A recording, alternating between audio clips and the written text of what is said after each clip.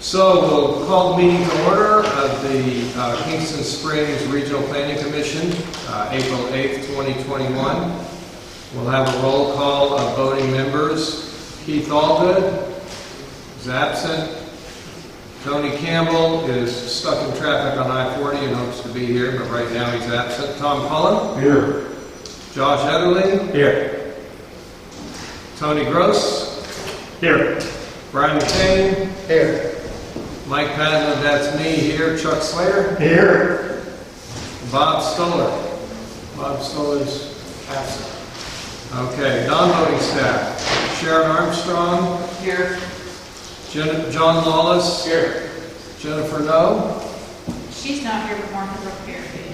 Okay, good to see you, Martha Brooke. Thank you. Brittany Stanley? Here. All right, so we have a quorum.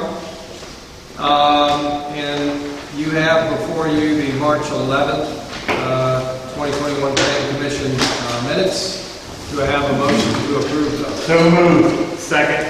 Okay. All in favor? Aye. Any opposed? Okay, the minutes are approved from the March 11th, 2021 Planning Commission meeting. Before we approve the agenda, our planner, Sharon Armstrong, wanted to recommend moving some items. I do. Thank you, Mr. Chairman. I would like to request that we move the Campbell recommendation, which is item C under new business, to the number 1 position. Mr. Campbell had some surgery today, and I would like for him not to have to remain throughout the entire meeting. In addition, I would like to add an item under other. Mr. LaBerge has joined us tonight, and he would like to have a discussion with the Planning Commission. It is a non-voting item for tonight. It's not on the agenda officially. But he just wanted to give some commentary on the abandonment of 2 public utility and drainage easements that lie along his parcel lines. Okay. And if we could have that as item number 2, just for your discussion before we begin the regular business, that would facilitate. Okay, so where are you recommending that discussion goes? It's under other for discussion only, but it would be item number 2 on the agenda, so it will come before old business. Item 1 and 2. 1 will be Mr. Campbell, who is number C under new business, and number 2 is Mr. LaBerge for a discussion only item. Okay. I'm having trouble understanding where Mr. LaBerge goes. Yes, Is he down under 8? D under 8 or D under 7?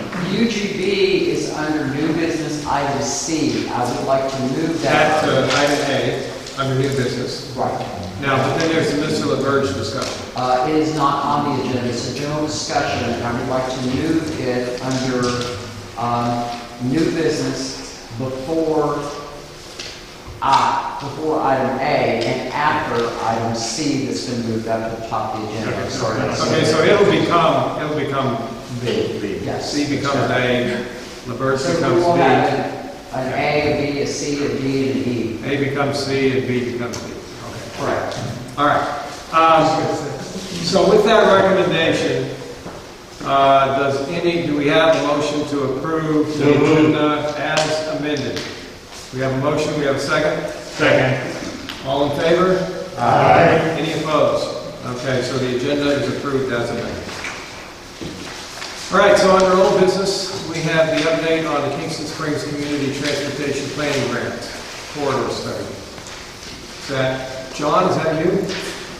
Yes, sir. We have John Story from Russian Fifth joining us via Zoom, and you'll see on the screen behind you that is John in small box, and he will have a presentation to give with slides. John, are you ready? I am. Okay. So please, I'll turn forward over to John Story from Russian Fifth. Thanks. All right. And first, I want to apologize for not making it there in person. I went into the office earlier this week and turned out I was working with a coworker who's since tested positive for COVID. So, out of precaution, figured it best to give this presentation virtually. But I do look forward to getting there in person and meeting folks in person in the future and once I get it all clear. Is the presentation up on the screen? Is everyone able to see the slides? Yes, it is. It is, John. Okay, good. And my name is John Story. I'm the consultant project manager. I'm with Gresham Smith. Joining me there in person is Tanisha Hall. She is with Fairpoint Planning. She'll be leading our public engagement activities. She'll be speaking later on our survey and engagement activities. And I'm not sure if Ian Preston has made it there. I know he was stuck in the traffic. There's a crash on I-40.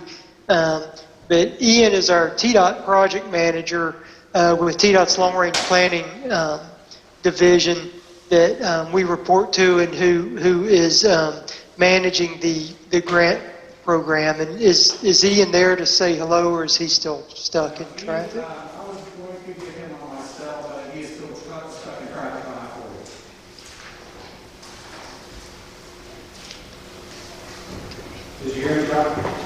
Yes. Okay. All right, so we'll connect him in later. Yes. Okay, sounds good. We'll go over a real quick agenda items, or just sort of the project limits, and then really a summary of our findings of the existing conditions, and then really devote most of our discussion towards our next steps, which are stakeholder and public engagement activities. So the project limits in the grant project are from the I-40 eastbound ramps up to Kingston Springs Road along Lubin Hills Road. Lubin Hills Road is also State Route 249 for the majority of the corridor. The State Route designation ends as it crosses over I-40. So the small piece between I-40 and the eastbound ramps is actually a local road. It leads to a little bit of confusion with our when we report log miles on the project, but as far as anyone's concerned, it's obviously it's one road and one project through there. Within our study corridor, there's an ongoing sidewalk and shared use path project. It's going to provide a really nice shared use path along the northbound sides with a buffer, grass buffer between it and the travel lanes. And then on the southbound side, a sidewalk, and again with a grass buffer. I'm really excited about that project for a couple of reasons. One is, the multimodal to allow better opportunities for people to walk in the community. But from our perspective and our project, it will help with access management, traffic flow, and safety by really sort of giving more defined driveway points along the corridor. If there's one criticism that I have of the corridor, on first inspection, is it's kind of the sea of asphalt and the driveways aren't very well defined, and that often leads to higher crashes and poor operations. So that sidewalk project ought to help with that perspective of the traffic projections and safety. We looked at 3 years of crash data along the corridor. We purposefully stopped. The 3 years ended right before COVID hit in March of 2020. So we looked through March 2017 to March of 2020. The overall crash rate for the corridor is above the statewide average.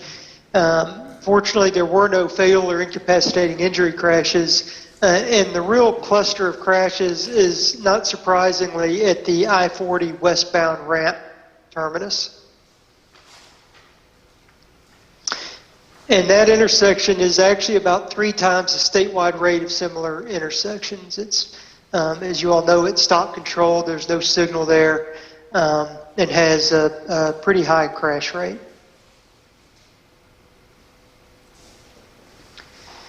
Because of that, we did look at manual and uniform traffic control devices signal warrants. That's a federal document that is followed as far as getting a first step towards signalizing an intersection. The 2 ramp termini, neither one of them meet signal warrants today, but we're pretty confident that that time is coming pretty soon. When we looked at the level of service analysis, the ramps operate poorly and with projected traffic will break down.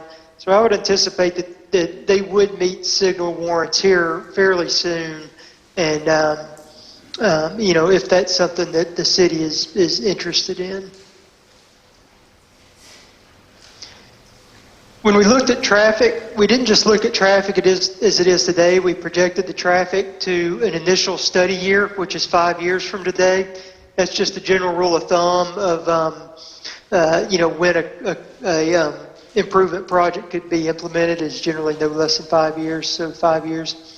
And then 20 years from there is the design year of the improvements, so 25 years from today. We use three main sources for that.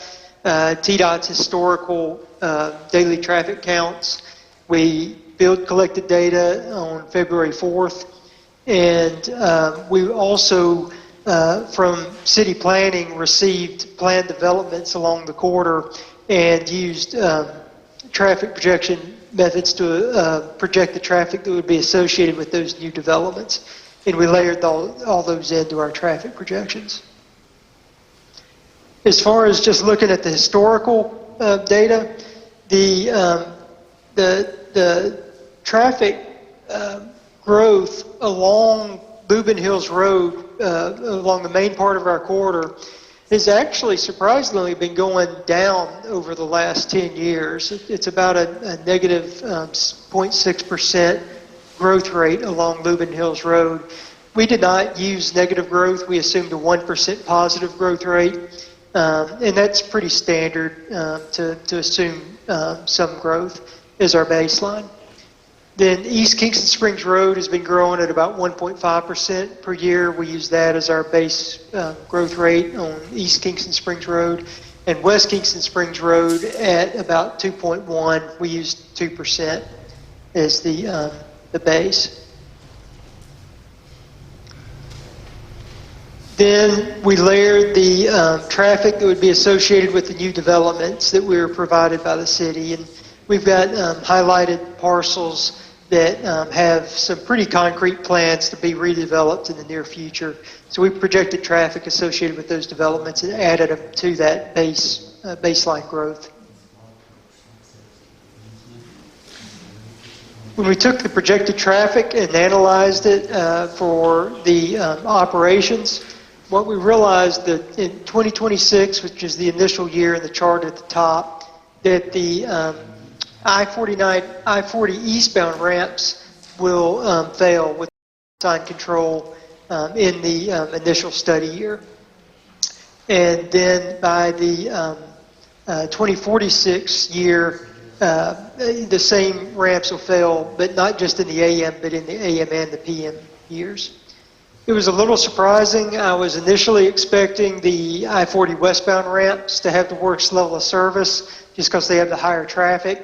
But it actually makes sense that the heavy movement is a right turn off the ramp, unlike on the eastbound ramps where you have a left turn off the ramp as the heavy movement. And more significantly, you have the southbound Lubin Hills Road trying to turn leftbound onto I-40 eastbound that conflicts. So that's why the eastbound ramps have such worse level of service in the analysis.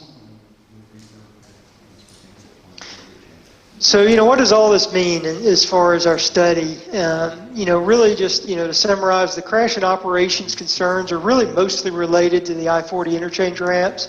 We've analyzed the intersection between Lubin Hills Road and Kingston Springs Road, and it'll operate with the number of lanes that it has pretty well through the 2046 design year. What we looked at is very good news is the existing 3-lane typical section along State Route 249 is also adequate through the design year. And so that really sort of aligns with your ongoing sidewalk and shared use path construction or design project. So, that will hold up traffic-wise, for quite a while. But where do we go from here as far as our study? And, that's really where we are now. We're getting ready to start an engagement activity. and what we want to hear is from local residents, stakeholders, elected officials, the type of improvement options that you'd like to see along the corridor. And really, you're the folks that have to live with this corridor day in and day out. What you see is the most pressing challenges related to mobility, and by mobility, not just automobiles, and of course there's a lot of truck traffic up here, but if that relates to bicyclists or pedestrians, we definitely want to hear about it. One thing that we have heard from staff pretty consistently, it's that you need more options in the transportation network, and maybe tonight has shown that. We know there's been a pretty bad crash on I-40, and it's made it difficult to get out to Kingston Springs. And so with that, we do have a survey that we're getting ready to launch tonight, and we need your help, the Planning Commission, to get out to fill it out, but even more importantly, recruit others to participate and help get the word out so we can get a good response. And with that, I'm going to turn it over to Tanisha Hall with Fairpoint Planning, who's working with us on the engagement activities to discuss the survey. If I can pass the baton.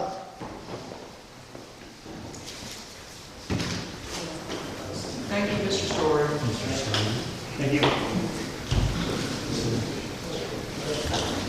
So, thank you everyone for having us here. Sorry we're kind of spread all over the place, but the loveliness of technology will allow us to be quarantined here with you all masked up and sitting on I-40 wishing you was here.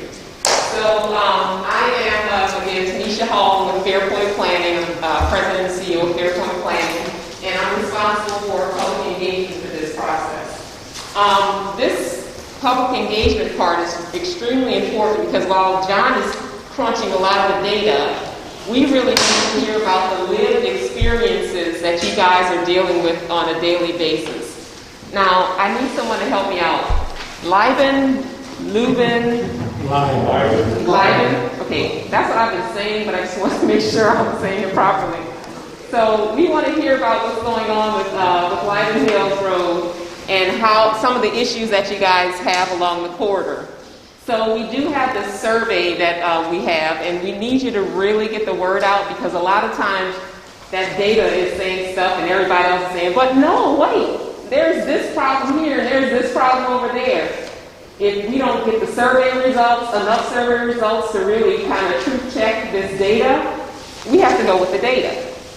So we want to make sure that this information is truth checked, and we want to make sure that it's actually showing what you guys are dealing with on a daily basis. So we created this survey on SurveyMonkey. I put the QR code up there, but we're not going to do that yet. I'm going to do a little exercise with you guys to show you. It's a very simple survey. It may take 3-4 minutes tops. But it asks a few questions about how you experience that section of Liben Hills. And we're going to collect all the information for the survey and use it for data collection for the project. The survey is going to be open until April 30th. After that, no more responses. We're going to get everything together and compile it and, like I said again, put it in the survey in the project. But tonight I wanted to kind of walk through some of the questions that you can expect on that survey. And it's just a little interactive exercise, so you're going to need your cell phone. I need everyone to get your cell phone out. I don't have them. You know what? Yeah, thank you for saying that. Okay, if you don't have a cell phone, we do want to make sure that we have paper surveys available for people. We'll give those to John and Sharon. And make sure if anyone wants to take the survey, there's low-tech, no-tech people who don't want to use cell phones or they can't operate all this stuff, we'll have paper surveys available for you also. So thank you for saying that. So I need you to get out your cell phones and in the browser type in Menti, MENTI.com. And we'll just do a very quick interactive. Well, hopefully, the way things are going tonight, we're hoping technology works out for us tonight. We'll do a brief interactive exercise on some of the questions that are on the survey so you can get a sneak peek before we release it tonight. Go to Minty.com and it's going to ask you to put in the code. That code number is 9128-9500.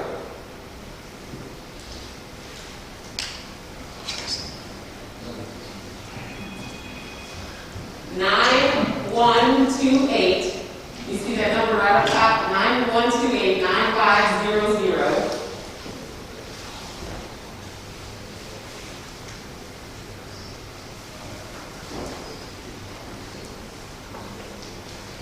Everyone there? Anyone have any issues getting to it?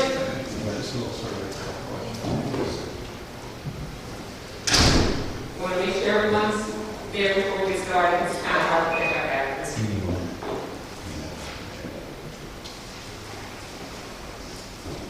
All right. So our first question.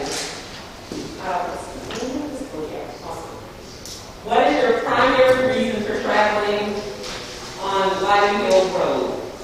And you can select the top 3 answers.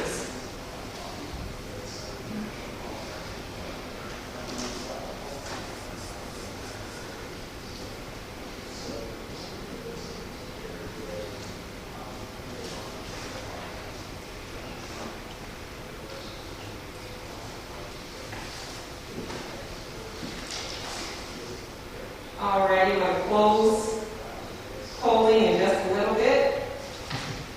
In 5 seconds.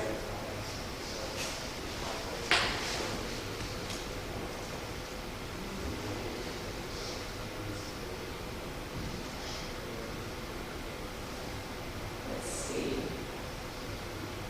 And technology is not my friend.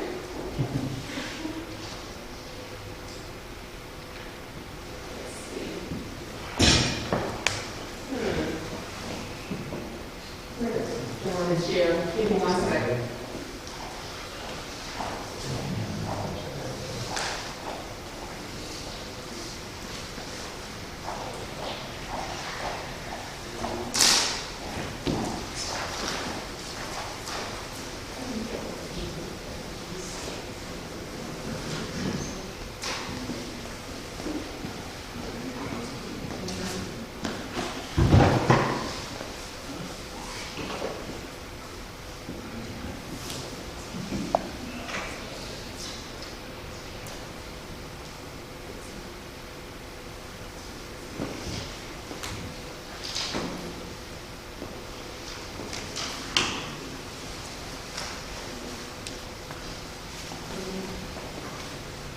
Sorry about this, y'all.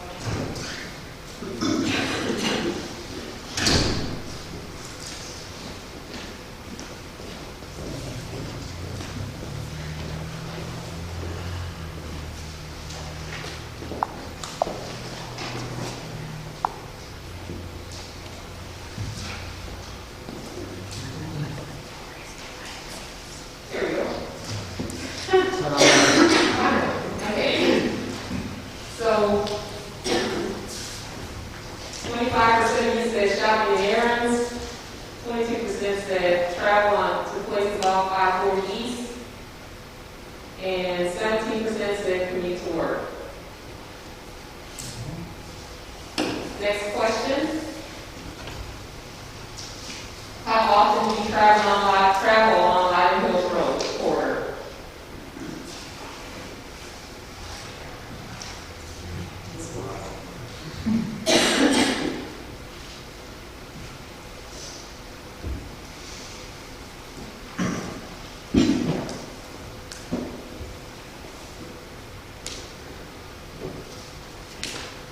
All right. Thank you. Next question. Please indicate the level of safety you feel when driving on Lighting Hill Road.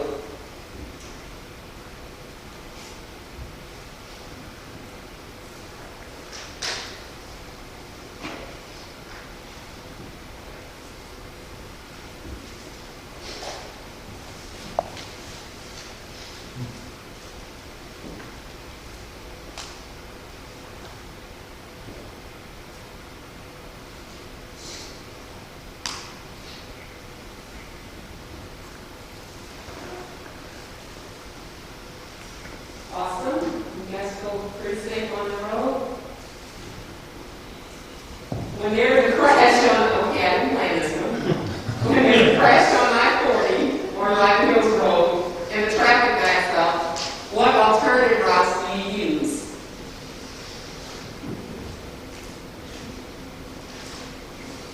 And that's a long form answer, so you can type that in.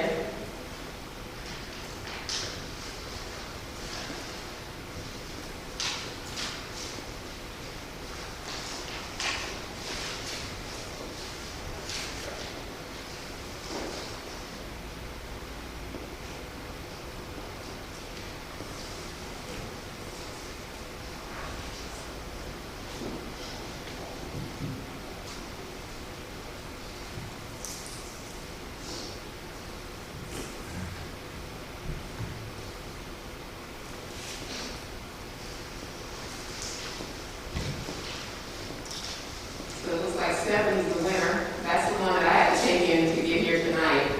So I'm very happy with 70. I should.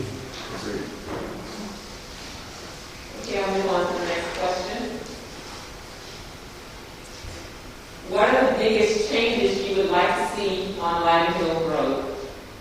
The first one, construct shows on the road. Construct traffic signals at 540 ramps, add sidewalks, protected bike lanes, more frequent trash pickup along the corridor and interstate on and off ramps.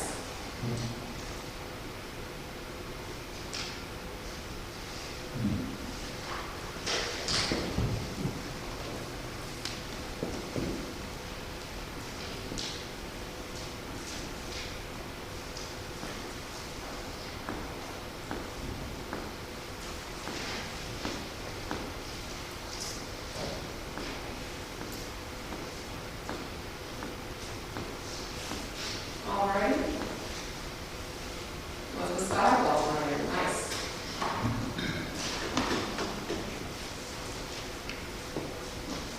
Is another route to cross I-40 needed?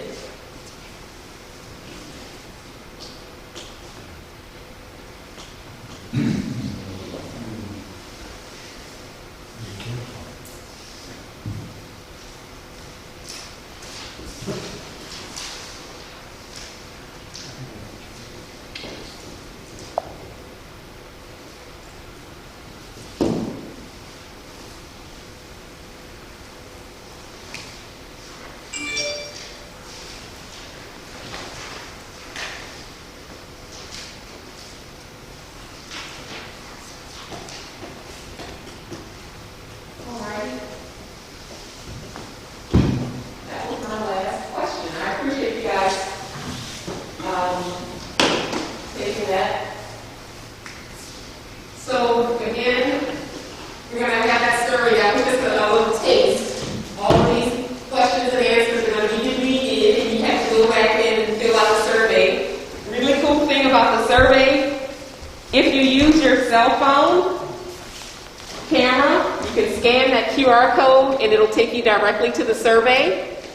Or you can type in surveymonkey.com/r/Live Hills Road and it'll go to the survey. But I think the QR code is a lot cooler. So that's why I put it on everything. So you can scan that just with your regular phone, a little link will pop up. You click on the link and then you can take the survey. So, and I also have just a few flyers available. If anyone would like to post any flyers anywhere to really get the word out, this lovely flyer has the QR code on it again and the web address. So if anyone would like one of these, I can pass those out. Thank you. I'll just leave them right here, actually. But we really appreciate your assistance with this project. It's obviously very needed. And I want to thank John and Sharon for having us here tonight. If anyone has any questions, please let us know. Thank you. Thank you. Thank you. I don't think we need a Okay. No, I don't, John. That's it, unless anyone has questions for us. Okay, I have a question. We have a question, John. Oh, you're talking about the survey, the analysis of the traffic signal warrants. I was wondering if they checked the accident warrant. I keep I spent 30 years with TDOT as a traffic engineer. I'm retired, and there is an accident warrant number 5, I think. If you get 5 right angle accidents that can be correctable by a traffic light. That will warrant a traffic signal, at least it did before I retired. Anyway, I just wondered if they checked that when they found. That's a question I think, I apologize, Mr. Chairman, that we can address to Mr. Story, who is the engineer assigned to the project. All right. If you could, can you email that to me or John? Yeah. If you can email the question, then we can submit it formally and then get an answer to it. I noticed there are some distinct differences between the TBR that was done in 2009 and the one that was produced today, so I Is your email understand. address on the city's site? Pardon? Is your email address on It the is, city? it's cityplanner@KingstonSprings All right. -tn.gov, and John's the city manager, same thing, but I can send one to you so you can respond. All right. Thank you. Thank you. Any other questions? Okay, so we're ready to move on to item B. Thank you, John. Okay, thank you. Very nice, thank you. Thank you. You too.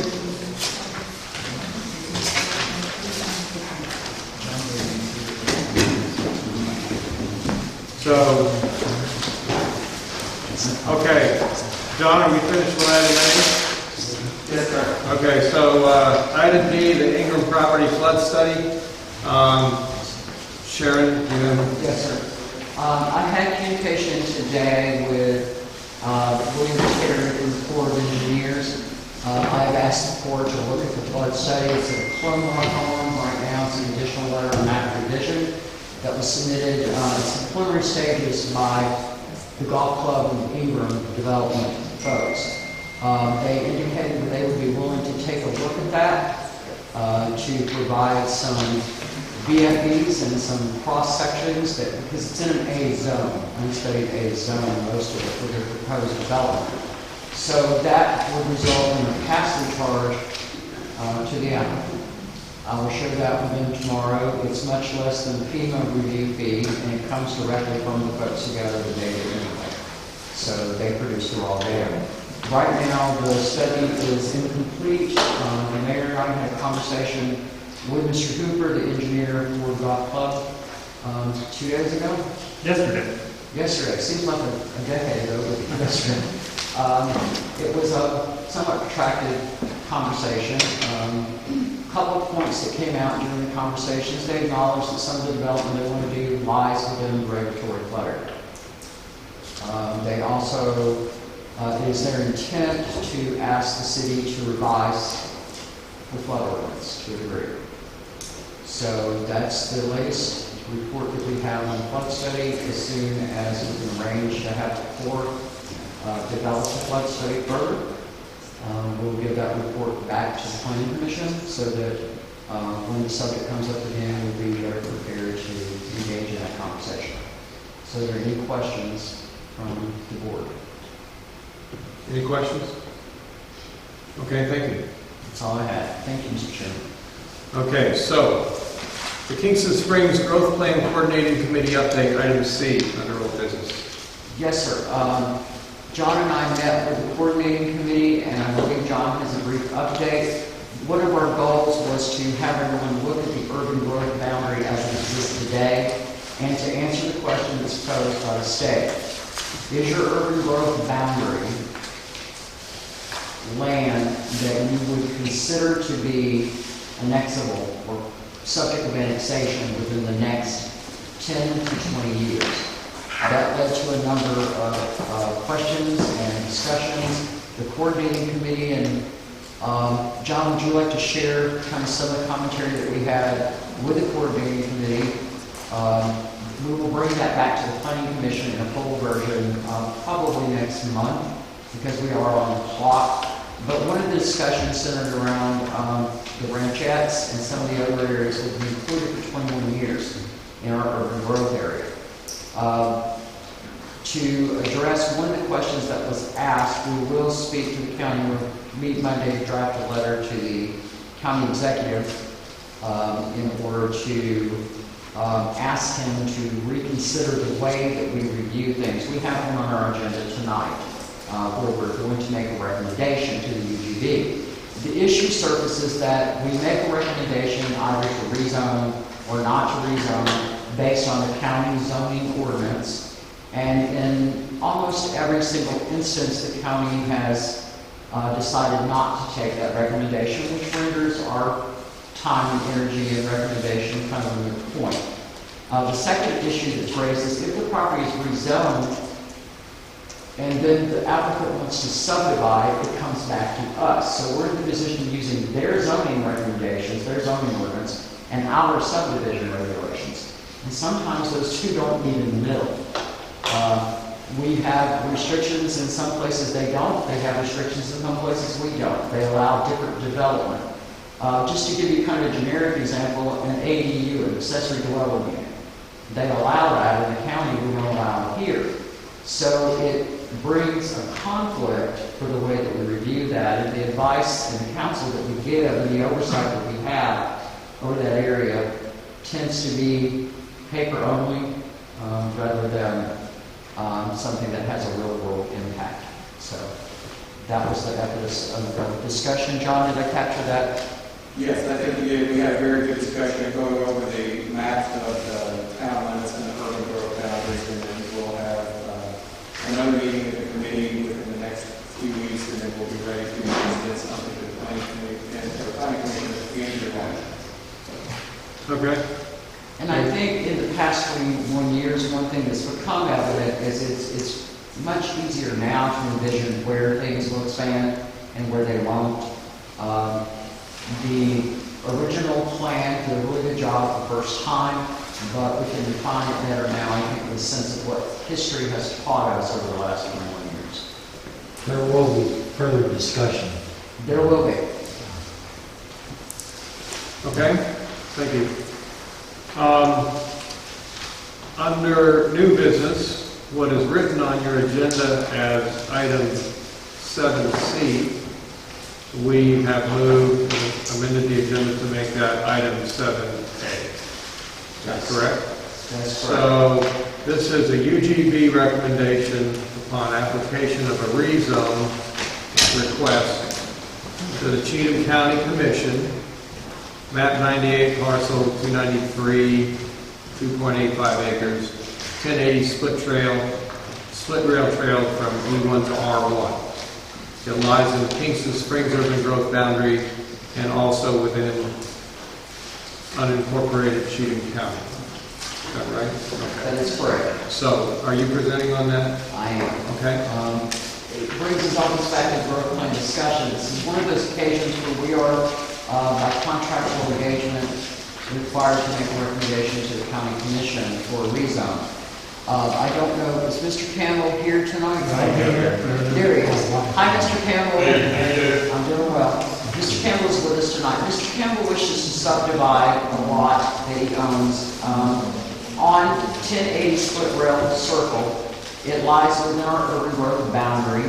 The parcel is 2.85 acres. It is map 98, parcel 293. I think there's a rudimentary map in here somewhere. It's a little hard to see.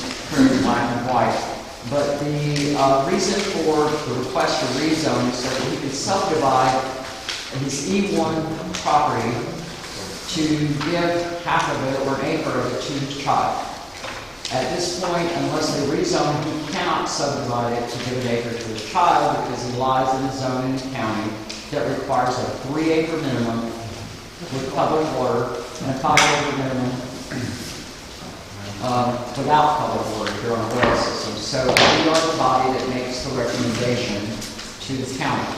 This is our 9th one in the last 16 months of this particular subdivision that we will have made that recommendation on. And that's all I have unless Mr. Campbell has something to add. is that it's from the map that I have pulled off the internet, it looks like there may be one or two have been previously, I'm sorry. Not It too looks bad. like one or two lots have previously been subdivided. But I don't know when that was. It could have been 20 years ago, as far as I know. And I just want, if we could start to use my daughter and let them build a house with her 3 kids and husband there. Thank you, Mr. Campbell. I'd like to add, Mr. Chairman, that 90% of the lots in this subdivision do not qualify for 3 acres or more and are non-compliant with the zone. The subdivision plat was approved prior to the zoning layer being put on the property. So the subdivision plat was approved, it's essentially built out the entire ranchettes, and then at some point the county laid an E1 zone over the top of lots that had already been divided to build out. So my recommendation on this is the same recommendation I always have. Rezone it to the proper zoning that fits the district and what was on the ground, which is R1. Okay.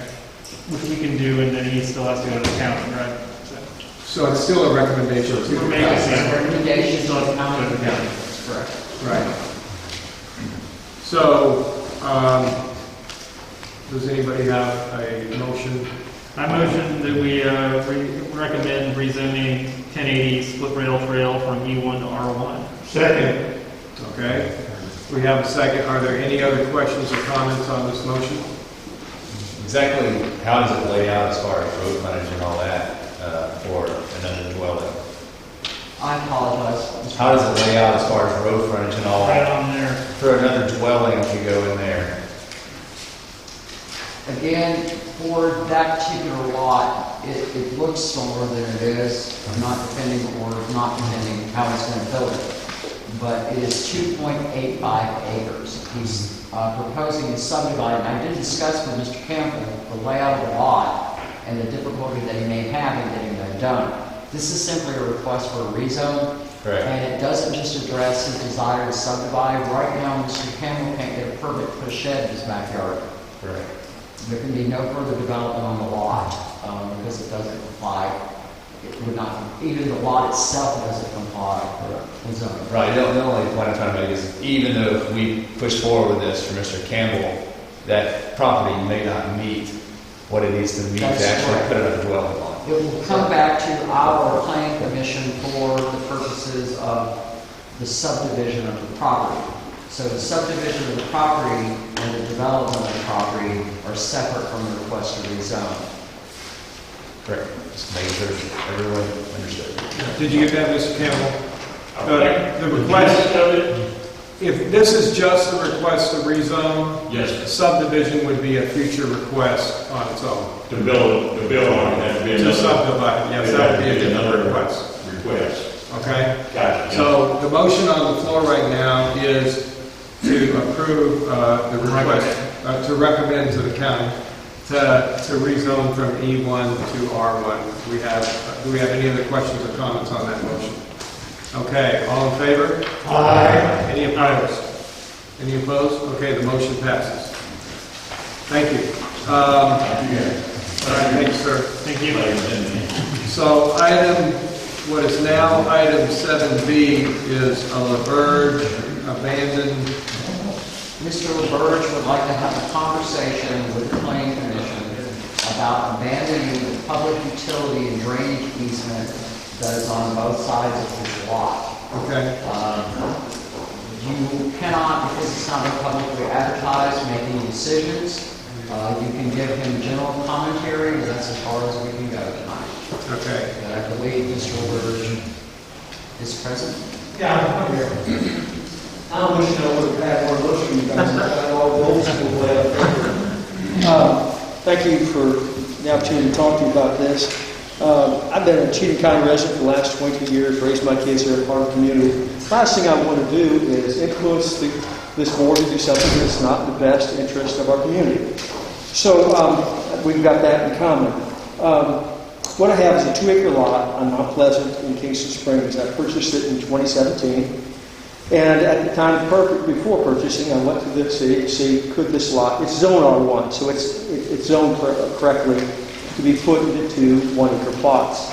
And so I checked out and they said that would work as long as the setbacks and everything could be, would fit the regulations. So we had the lot surveyed, we had the soil map, we had the plat created, we had the septic systems laid out by a local installer, we had the Department of Water Resources meet out there with the gentleman, Riley. He looked it over, he looked at what we had, he tentatively approved it for two-bedroom houses. The houses were staked, and necessary trees were removed, and everything was ready. We took the plat to the water company, they signed it. When we took the plat up to the county, this public utility drainage easement was noted. Now what that means is this: there's a 20-foot perimeter around the entire property, and it would be on both lots. And then your setback for your septic is 25 feet from that, so that's 45 feet around the entire perimeter, which is, the lots are like 107 feet across, so it effectively makes the lots unusable. There's not enough soil to do it with this drainage easement. So it just kind of killed the whole thing. So not knowing what to do, I talked to Franklin Wilkerson at the county. He's not under jurisdiction here, but he said it's possible it could be abandoned. So I talked to Sharon again, and then she said, you need to talk to TDEC. And so I talked to Virginia Lawrence at TDEC, and she said that since there's no structure on there, they don't have anything to say about it. There's nothing for them to do. And so went back to try to find out who this easement is in favor of, and the general consensus is in favor of the city. What I'd like to do is abandon this easement across the front of it. I'd like to just talk to you just a little bit about what this means. So the easement, according to the county, is for the drainage of water. Basically, I'll read this for you. The perpetual right to discharge stormwater runoff from the highway and from the surrounding area over the affected premises by means of pipes, culverts, or ditches, or a combination of thereof. There's no pipes, there's no culverts. The property has a gentle slope in the front that drops off, as all our topography does here in Kingston Springs, to a deeper slope area in the back. I've got some pictures here. You probably can't see them very well, but these were taken after that huge rain we had, and this is pictures of the lot. And there's no channeling water. There's no ditches. There's no erosion. There's no problem logically with this lot as far as draining is concerned. Where is the lot? It's okay, Mount Pleasant Road. You go up Mary Law. Where on Mount Pleasant? It's just past Sims Heights on the right. Pardon me? Where that small lake is? The little lake. It's just past that on the left-hand side of the road. And I'll show you. I've got a map of the area as well here. So it's on the I-40 side of Mount Pleasant. Yeah, that's right. Door to that new house that was built there? It's where the new houses are going to be built. It's about a half a mile, quarter mile down from that. Here's the lot right New here. house just past Sims Heights. Yes, next door to that. Next door? All right. So let me. I've got a picture of the surrounding kind of lots to show you what we're talking about. So my lot is right here. I don't know if you guys can see that, but it's right here. And this is Mount Pleasant. This is Sims Heights. I'll just walk this around real quick so you can see. Here's my lot. Here's Mount Pleasant. A bunch of lots here. What I've done, and this is a water drainage kind of map. I'm not sure where it's from exactly, but it shows the water drainage in this whole community. And so on my lot, right down here, you can see this little blue lot right in the middle, going down at the back. Okay. So across the front of the property, it's fairly level, but it slopes off in the back and drains. So, but the point is that there's no place on this lot where there's a ditch, a culvert, a drainage, anything that's causing any kind of need for this drainage easement.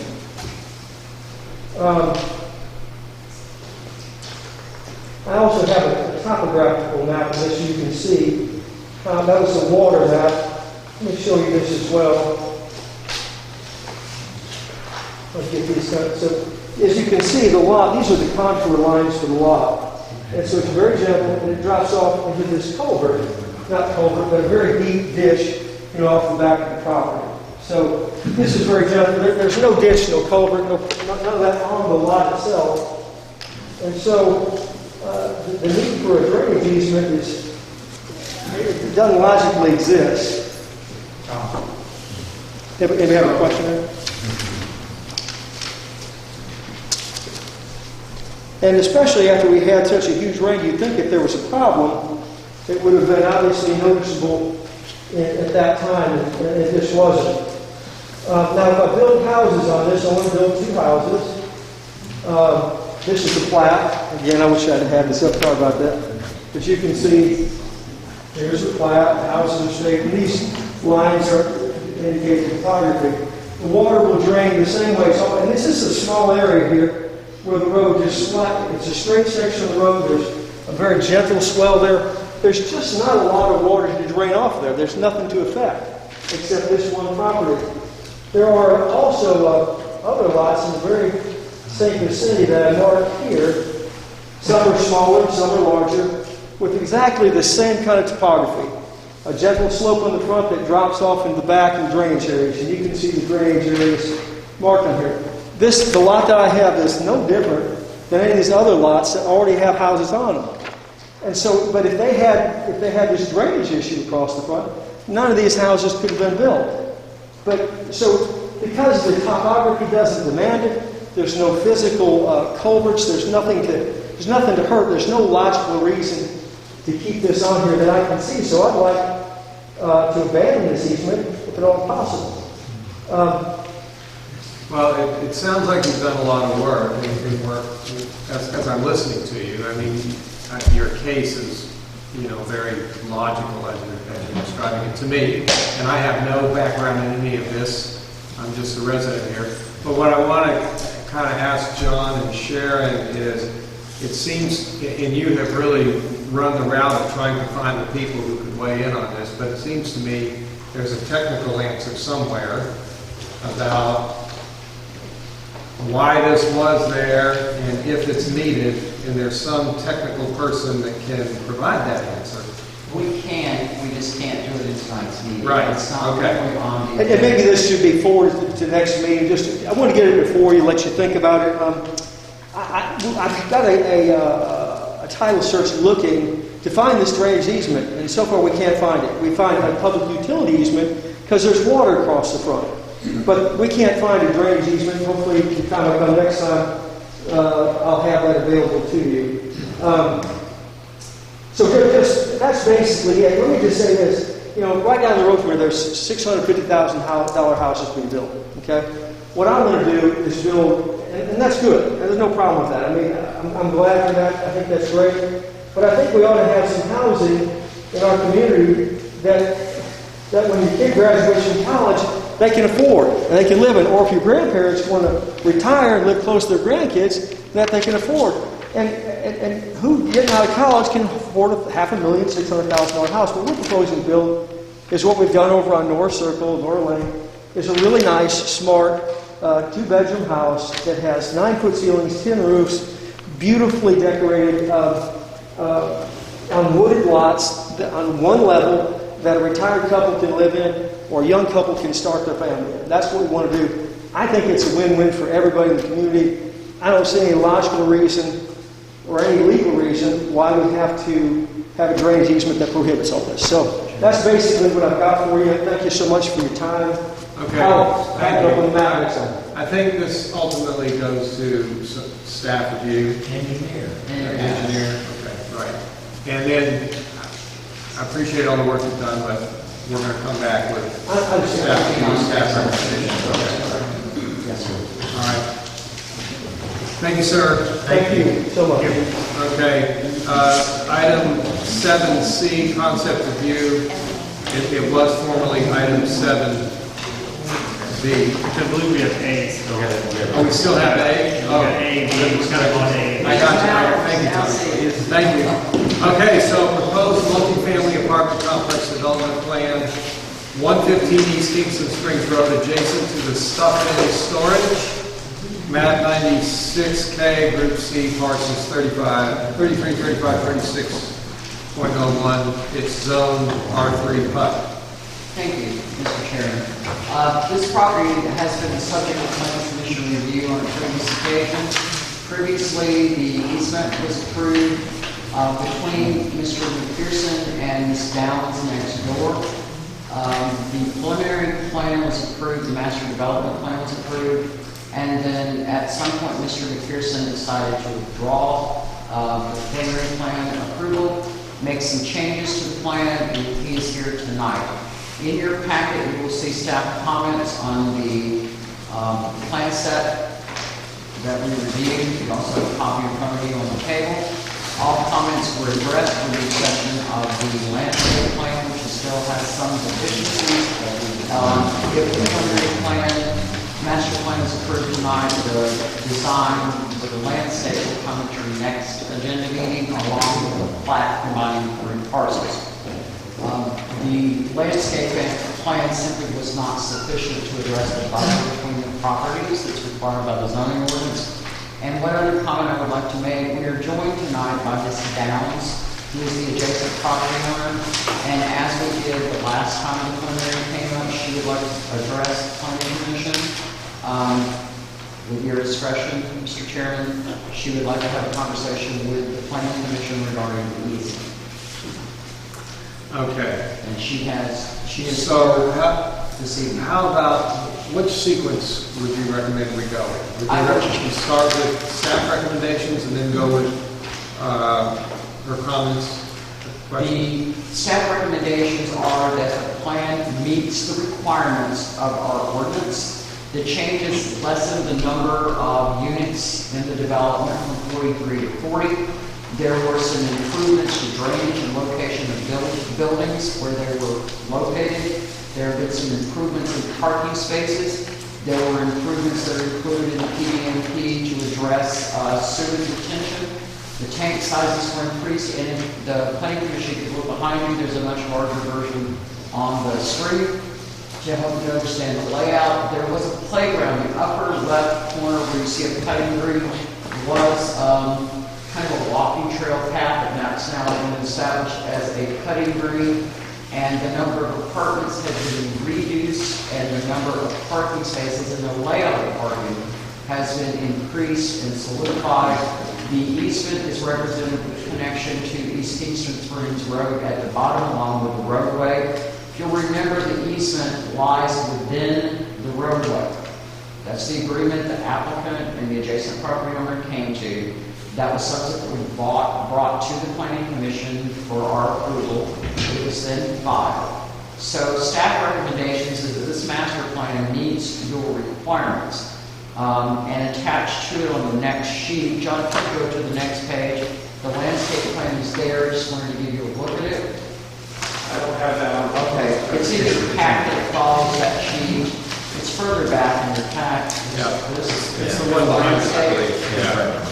And we expressed some concerns a couple of times about the buffer requirement between the apartment complex and the lot next door, because as you know, the activity next door is somewhat agricultural or rural in nature.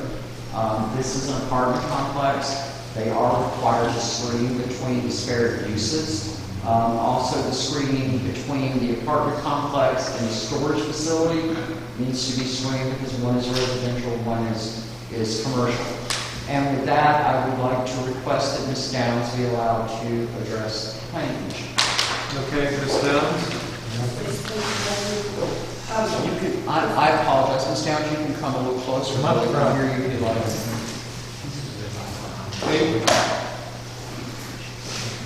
Here we go. We just want to be able to hear you. Okay. Well, Mr. McPherson and I met some years ago when my easement went across the field where he's building at. And so he asked me to move my easement so he could complete his project the way he was going to do. And I asked to have it come out below the storage unit there out to the state road. And he said the state, or Kingston Springs 1, wouldn't let him bring it out there because he couldn't have two 50-foot entrances. And I said, well, don't put it in your name then, because it's my driveway and it'll be my entrance. But he said he couldn't do that, so this was between he and I. So I said, okay, then he wanted to put it to his driveway coming out to the road, And I said, okay, if you put me a gate at the end of it where nobody will come up my driveway to my barn, and put a fence around it where nobody will be climbing over and coming up there. And then we agreed to do that. Well, then the problem came whenever he didn't want to put the gate at the end of my driveway. He wanted to put it up at the top of my property beside my barn. And I said, that's coming real good getting that big old piece of property across through there, and you put a gate up at the edge of my property. And I didn't ask for that, and we agreed that you were going to bring it 50 foot out to the state road, which he said he couldn't do, whoever said that was. And then so I agreed to let him do it to his driveway, and then he didn't want to put the gate where I asked him to. And that's where we are about this right now. Okay. And he's saying that, you know, I'm over on his property a little bit, and I've had a surveyor, and I know where my lines are, but all my stakes have been moved. All of the stakes are taken down on the property lines. And there's an issue about the fence that he was wanting to put up. He wants a chain link fence, and I said, that's fine, you do what you want to, but my residence is not going to look like your business with a chain link fence on it, around it. So we come to that, you know, misunderstanding. And some other things that's been coming up since this project, you know, I've got pictures of it I didn't bring in, but there's, y'all know, there's been a lot of stuff put back there that's been covered up, moved around. I'm waiting for this to get settled because it's affecting not only my living, but my water treatment, everything. I'm on a well up there, and I have animals, and my horse.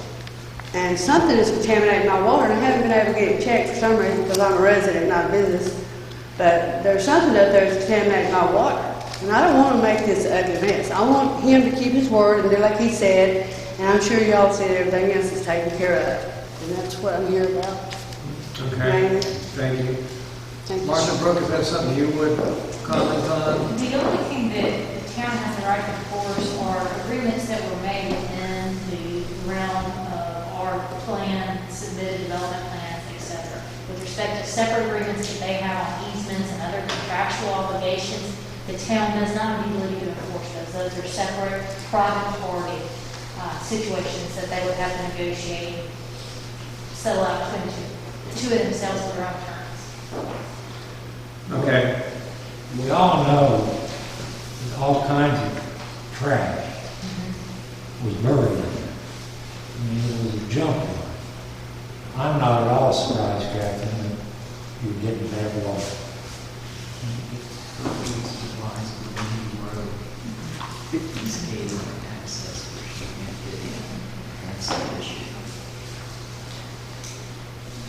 You know, I'm going to make a drink now. It's like trash on property. Yeah, and the code of trash, correct. I would assume that pertinent things has to go to environmental conservation, but certainly city might be concerned. So there's disagreement between the adjacent landowners. If I may separate the babies, so to speak, Mr. Chairman. I'm For residents. This town is adjacent to him, it runs up the roadway. May I? Sure, up the hill. Yes, Yeah. up the hill. And that parcel right here to the left is hers. That Yes. white parcel to the left. So her easement lies within the dedicated 50-foot roadway that serves this property. TDOT will not allow two driveways that close together on out the road. And it's the only, if we go back up, John, it's the only area, I apologize, John, to the roadway, East Kingston Springs. It's the only area where it lends itself not to create a larger traffic problem to lay that driveway.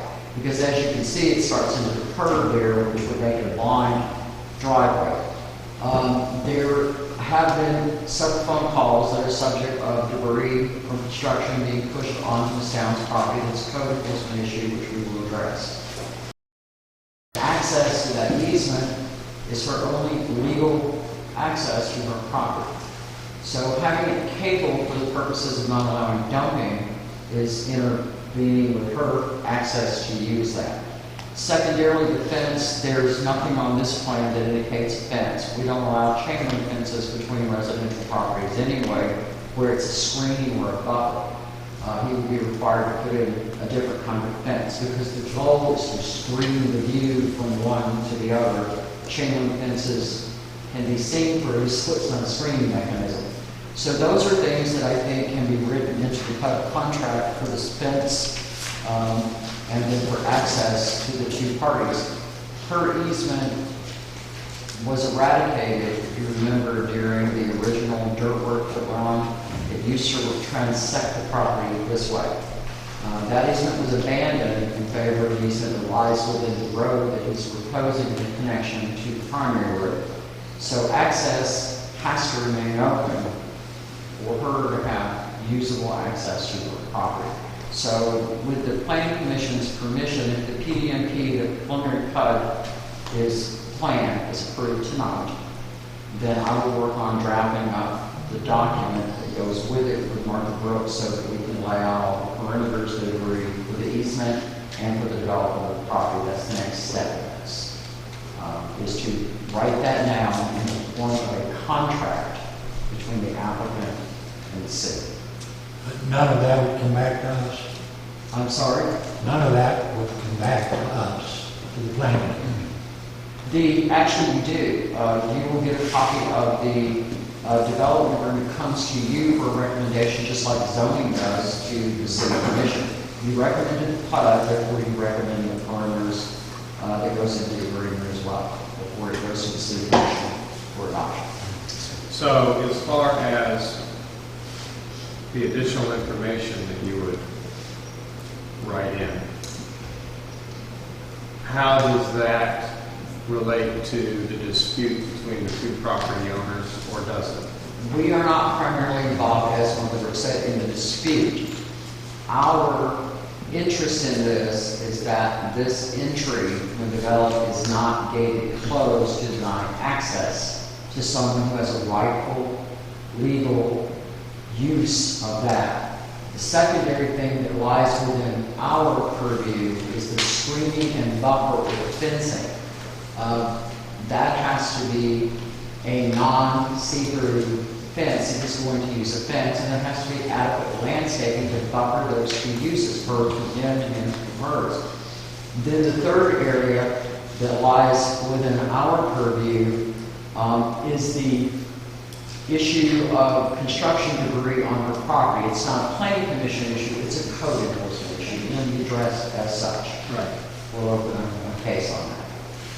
So if you separate out the dumping question, code enforcement issue, and we're talking about the landscaping plan, which we're not talking about tonight. No, the landscaping plan comes to the Would next that meeting. address fencing and gating and road access and those things? Tonight, we will be approving the master plan behind you on the wall with the changes. All the staff reviews, preceding pages to the plan in your packet were comments. The fire department, the police department, public works, John, I, everybody weighed in on the plan itself. All the comments, where we had concerns about turnaround, emergency vehicles, and those types of things, all of those have been addressed, every single one, in the plan. The only outstanding deficiency for the entire plan is the landscape plan, and it's a separate document that the design review committee will hear and then make a recommendation on. We're simply asking tonight consideration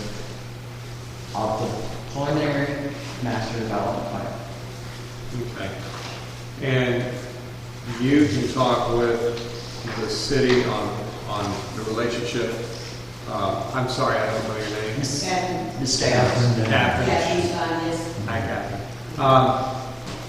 Talk with the city about what we do and how it relates to what your concern is, just so you're clear on everything we discussed tonight. But you can meet with John, and then as appropriate, any staff information you need, so you know how it fits together. Okay? I have a question. How do you get in and out now? It's very hard because it's messed up deal. I mean, I gotta wait till all the pepper comes through that red light and make a left turn in a lane that's not really there. Everybody comes through. So you're going up, is there a gate at the end of the road where you go in? My God, yes. Okay. I'm just trying to I was wondering how you were getting in and out. Yeah, it's way in and out there. You just have to turn right or go around and back. Right. Yeah, I've seen that happen. That's the reason I asked that question. It's dangerous, but it would help a lot if I had it at the lower end where I didn't,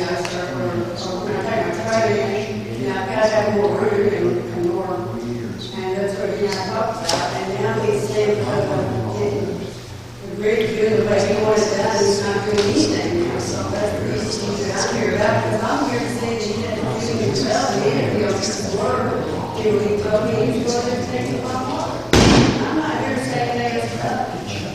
Hey, Sharon, is there something that we need to? We're trying to listen to. Yes, we are, and we're having a discussion about that assistance. What we will do, we have limitations. There was a private easement on this property before construction began. There's a private easement on the property now.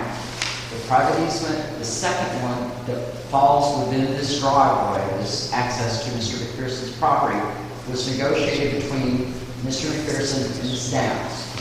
So we accepted their agreement that fell within the driveway. It was then subsequently filed and agreed to. It's become a part of this preliminary master plan.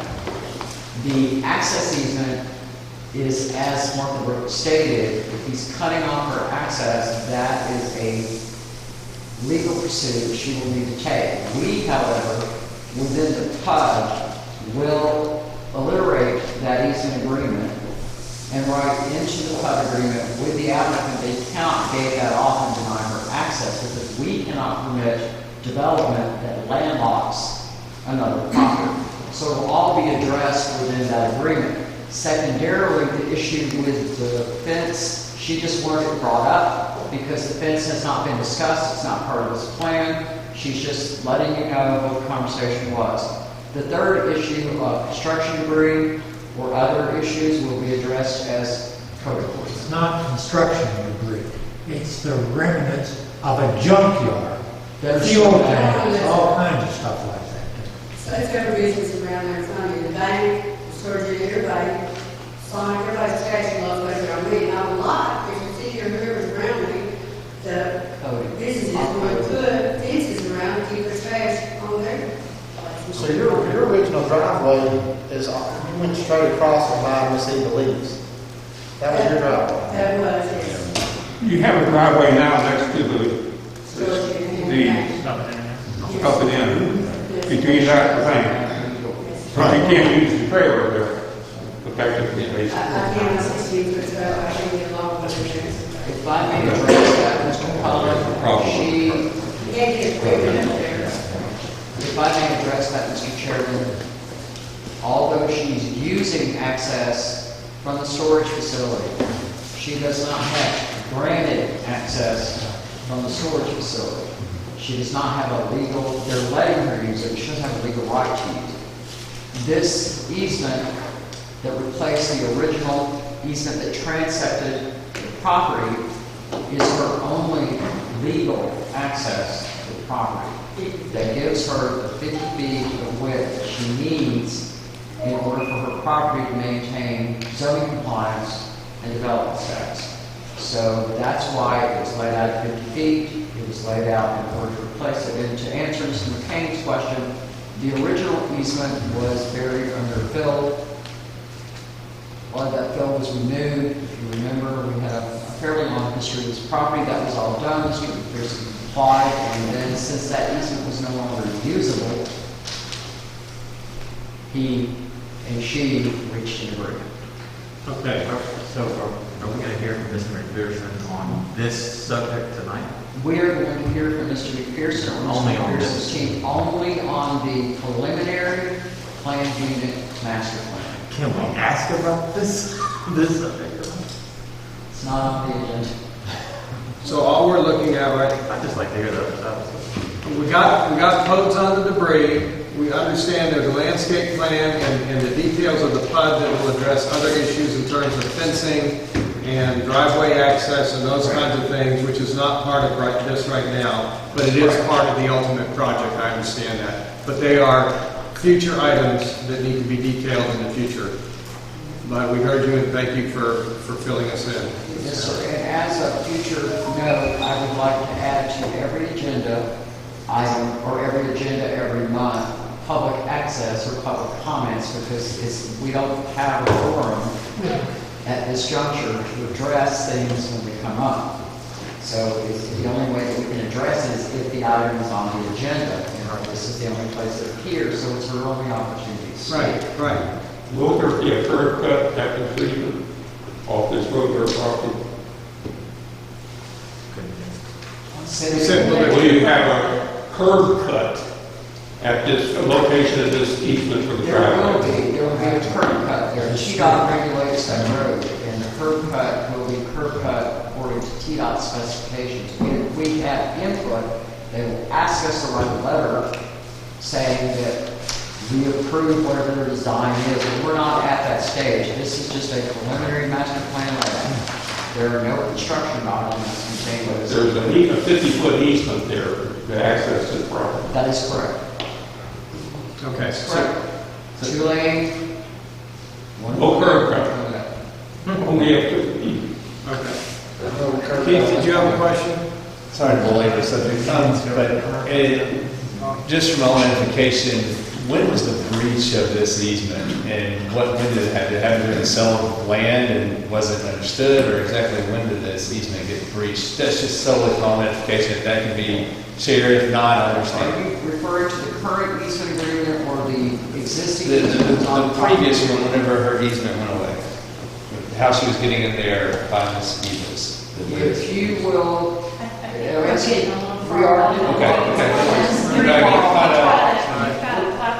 You've heard public comment, and so we don't need to. All right, so we have two other items after this one. Yes, sir. At this point, we want to hear about the proposed development plan. That is correct. Okay. And I have, as I shared with you, the staff had comments. There's 2 pages of them. Those were all addressed. Okay. It meets all of the perimeters and requirements for the layout within the town's regulations. The staff, well, Mr. McPherson was very responsive in addressing those comments. And with that, I don't know if...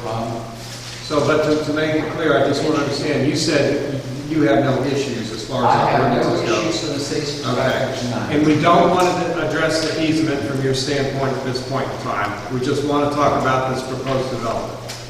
Okay? So, whatever you want to tell us in addition to the fact that you meet our ordinances and there are no issues from a staff standpoint, what else would you like to present to us on this proposal? Of course, Kyle and Schneider, over engineer representative. Trying to not touch on the easement, how we have it now, the drive lies within the current agreed upon easement.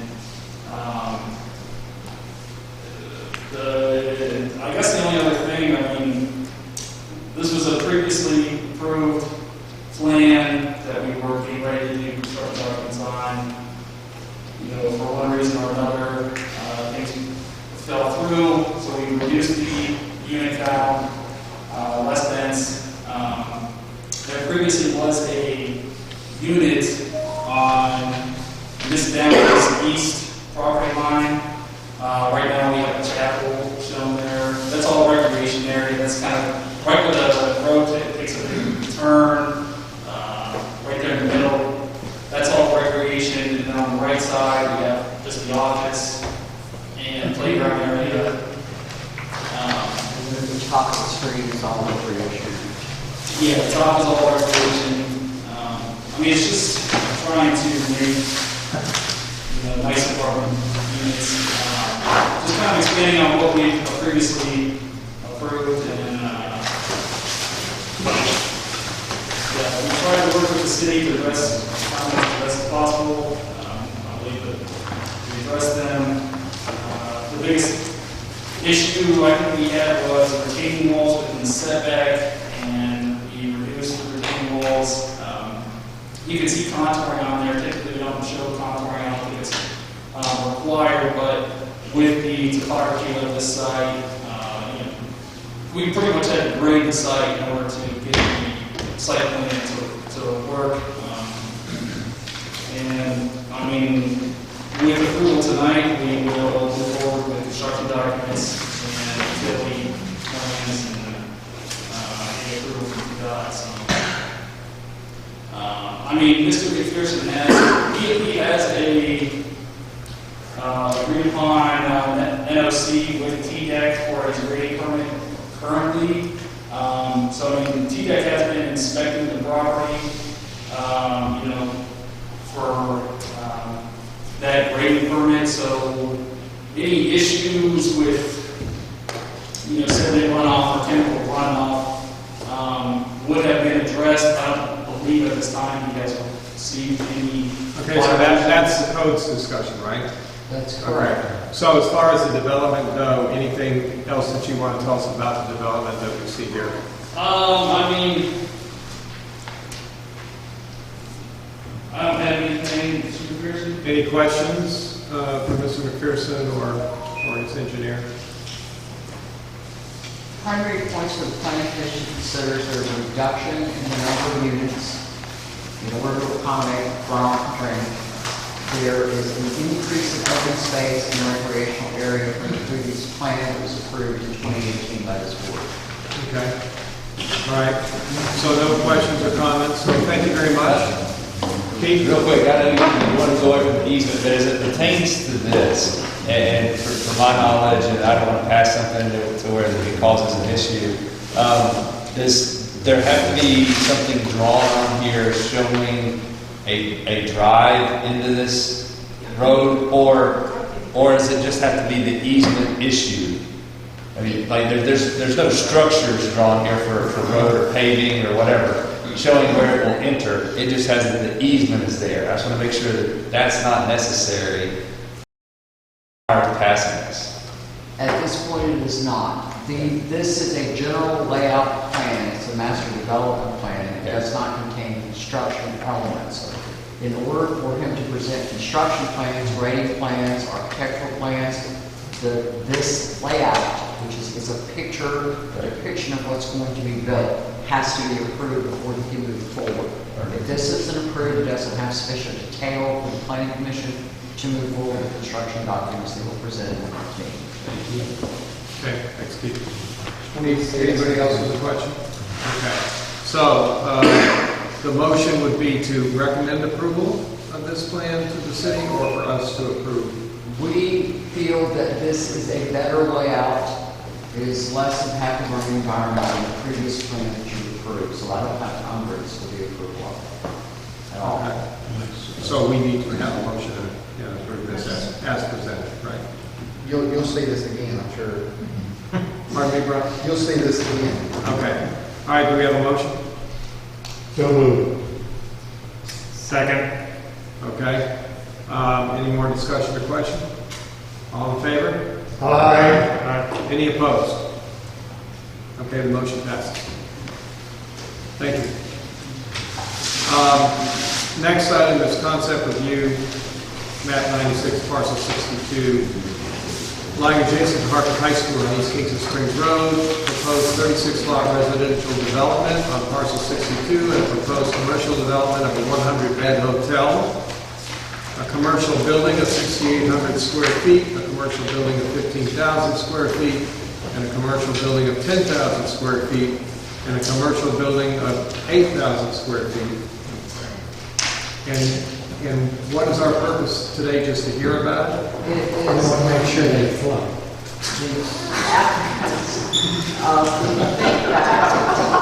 I mean, all I can think of is they have dirt roofs, because where's the water going to come? Yeah, a little levity is always good. Turn around with the screen behind you. This parcel was the subject of a previous concept discussion where townhouses were proposed in the front and single-family homes in the back. There was some discussion about the location of the road, where we discovered that the flood ordinance was at some point revised, allowing the road to be constructed in a floodway. Also tonight, we're going to have discussion on this parcel, which is 8 acres. This is 28 acres or so, and this is 9 acres here. This is the subject of a proposed 100-bed hotel and a commercial building. Here you go. So you can see, oops, John, that one was perfect. We're going to go back. Thank you. These are the proposed buildings, shared access through the road to the proposed residential development next door. To give you context, John, if you could go to the aerial for me, please. The aerial map. No. There we go. Could you scale that in a little? please. No, the other way. There we go. We don't have sufficient, we don't have the light. All right, high school is here to orient you. This is the lot, the little pie-shaped lot that's brought a lot of scrutiny over the last few months. This is our sign here. This is East Kingston Road. This is the McPherson property that you just addressed. So that orients you. Yes, sir? Would you point out the 3 lots where we tore the houses down because of the flood? Yes, sir, I will. If you, does this map look far enough to see those? I'm kidding. It took 6 days to get here. I saw them live in person, right here, on these 3 lots. In 2010, what happened is the flood water picked up the 3 houses and took them across the road and knocked out part of the bridge on East Kingston Springs Road. I don't know where the rest of the houses are because we never found the rest of them. The house on the 3rd lot from the intersection had a garage in the backyard, so they had constructed separate from the house. The slab was about 6 inches deep on the front and about that deep on the back. They took it out of the ground and brought it to the edge of this lot. So when we had our rain on the 28th and 29th, I think several people observed this property after the March 28th, 29th rain event. And I believe there are a couple of people who could speak to what they saw. Obviously, I was not one of them, but I believe our mayor was out and about and observed what he saw on that. Yeah, I mean, when we were out looking at the flood water, we saw standing water on that property. Actually, I have a picture, and this was after about noon time, and it receded back quite a bit, but it was there. Okay.